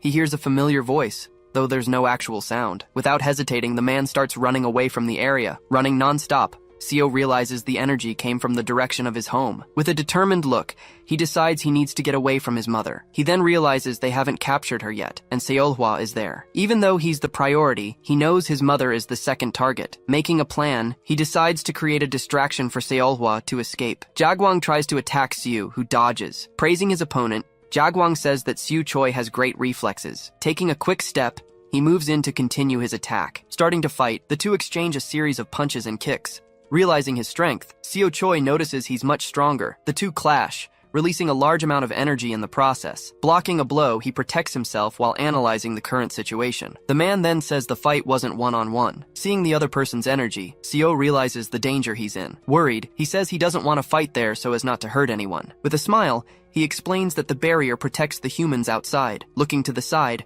Seo understands that everyone inside the barrier is asleep. With a punch, he says that Seo Choi should have surrendered already, and Jagwang attacks Seo, causing a huge impact on the street. Grabbing his fist, Seo Choi says he doesn't need to hold back anymore. Holding the enemy, he prepares his next move. Surprised, Jagwang finds himself unable to escape his grip. Using his technique, he gets ready to hurl his opponent away. With a huge explosion, he slams the enemy into the ground. Meanwhile, the masked figure silently watches the entire fight. He then warns him that he chose not to kill him with his own hands. Sitting on the ground, Jagwang says that won't stop him from fighting. Responding seriously, Siu Choi warns that he can't guarantee he'll hold back again. Gritting his teeth, Jagwang gets angry at the boy's response. Charging forward at high speed, he rushes Siu Choi with everything he's got. With a powerful kick, he strikes Siu. But Siu doesn't even seem to feel the attack. Surprised, Jagwang doesn't understand how he stopped the blow. Without wasting time, he starts attacking Siu Choi with a barrage of strikes. Shocked, he realizes his attacks have no effect on him. With a precise punch, Siu hits his opponent's face. The impact of the blow sends Jagwang flying, causing a huge explosion. Looking back, he stares at the masked figure watching everything. He then realizes the person isn't going to fight, just watch. Taking a step, he warns that he won't hesitate to attack her if necessary. The masked figure then moves. Lying on the ground, Jagwang says he'll handle everything himself. Without a word, the masked figure tells him to summon something. Furious, Jagwang yells at her to summon it and stop stalling. Watching the argument, Siu tries to understand what's happening. Having no idea, he just watches the two of them fight, but he knew exactly what he needed to do at that crucial moment. Analyzing the situation, he realizes the masked person is the strongest. Not understanding the strategy, he decides to attack quickly while he can. The masked figure then uses her talismans, summoning 100 powerful spirits. Giving an order, the masked figure commands her spirits to attack. Suddenly, Seo is trapped by chains of blue energy. Trying to break free, he struggles, but the chains are too strong. Just then, a large pillar of energy erupts forcefully from the ground. With a swift strike, he hits the top of her head. He then realizes his protective field against beasts worked. She understands that exorcism talismans don't work on demons. Activating his power,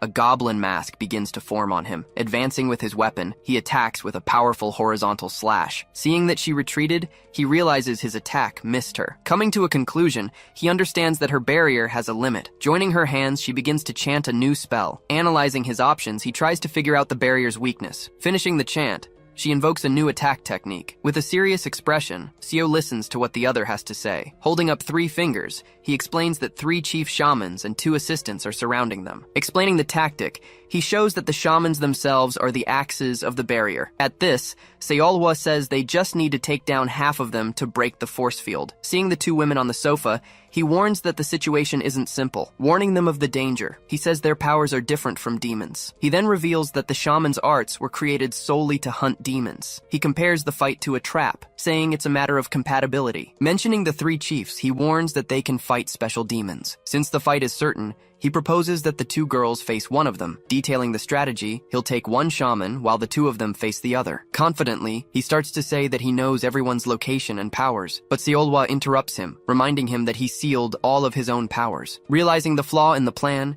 he's left speechless, completely caught off guard. Solmi then says that with few options, the mission has become much more difficult. Seolhwa comments that they aren't the only ones worried about the civilians around here. Leaning against the door, the boy says they can't fight properly here either. He then reveals that their obsession is so great, they would cover up deaths. Solmi then asks why they want to capture the boy so badly. Revealing the reason, he says the shamans have also waited 666 years for this. Not understanding, Solmi says the absence of demons brought peace to humans. He continues, saying that human civilization had its golden age without demons. Correcting himself, he says it was the golden age for most of them. With the city in the background, he narrates how civilians built all of this on their own. After that, the shamans were forgotten and became just an ancient superstition. He explains that today's shamans feel a huge inferiority complex. With a smile, he predicts that in 6 months, they will laugh at human despair. On that day, they will stop being a legend and once again become the rulers.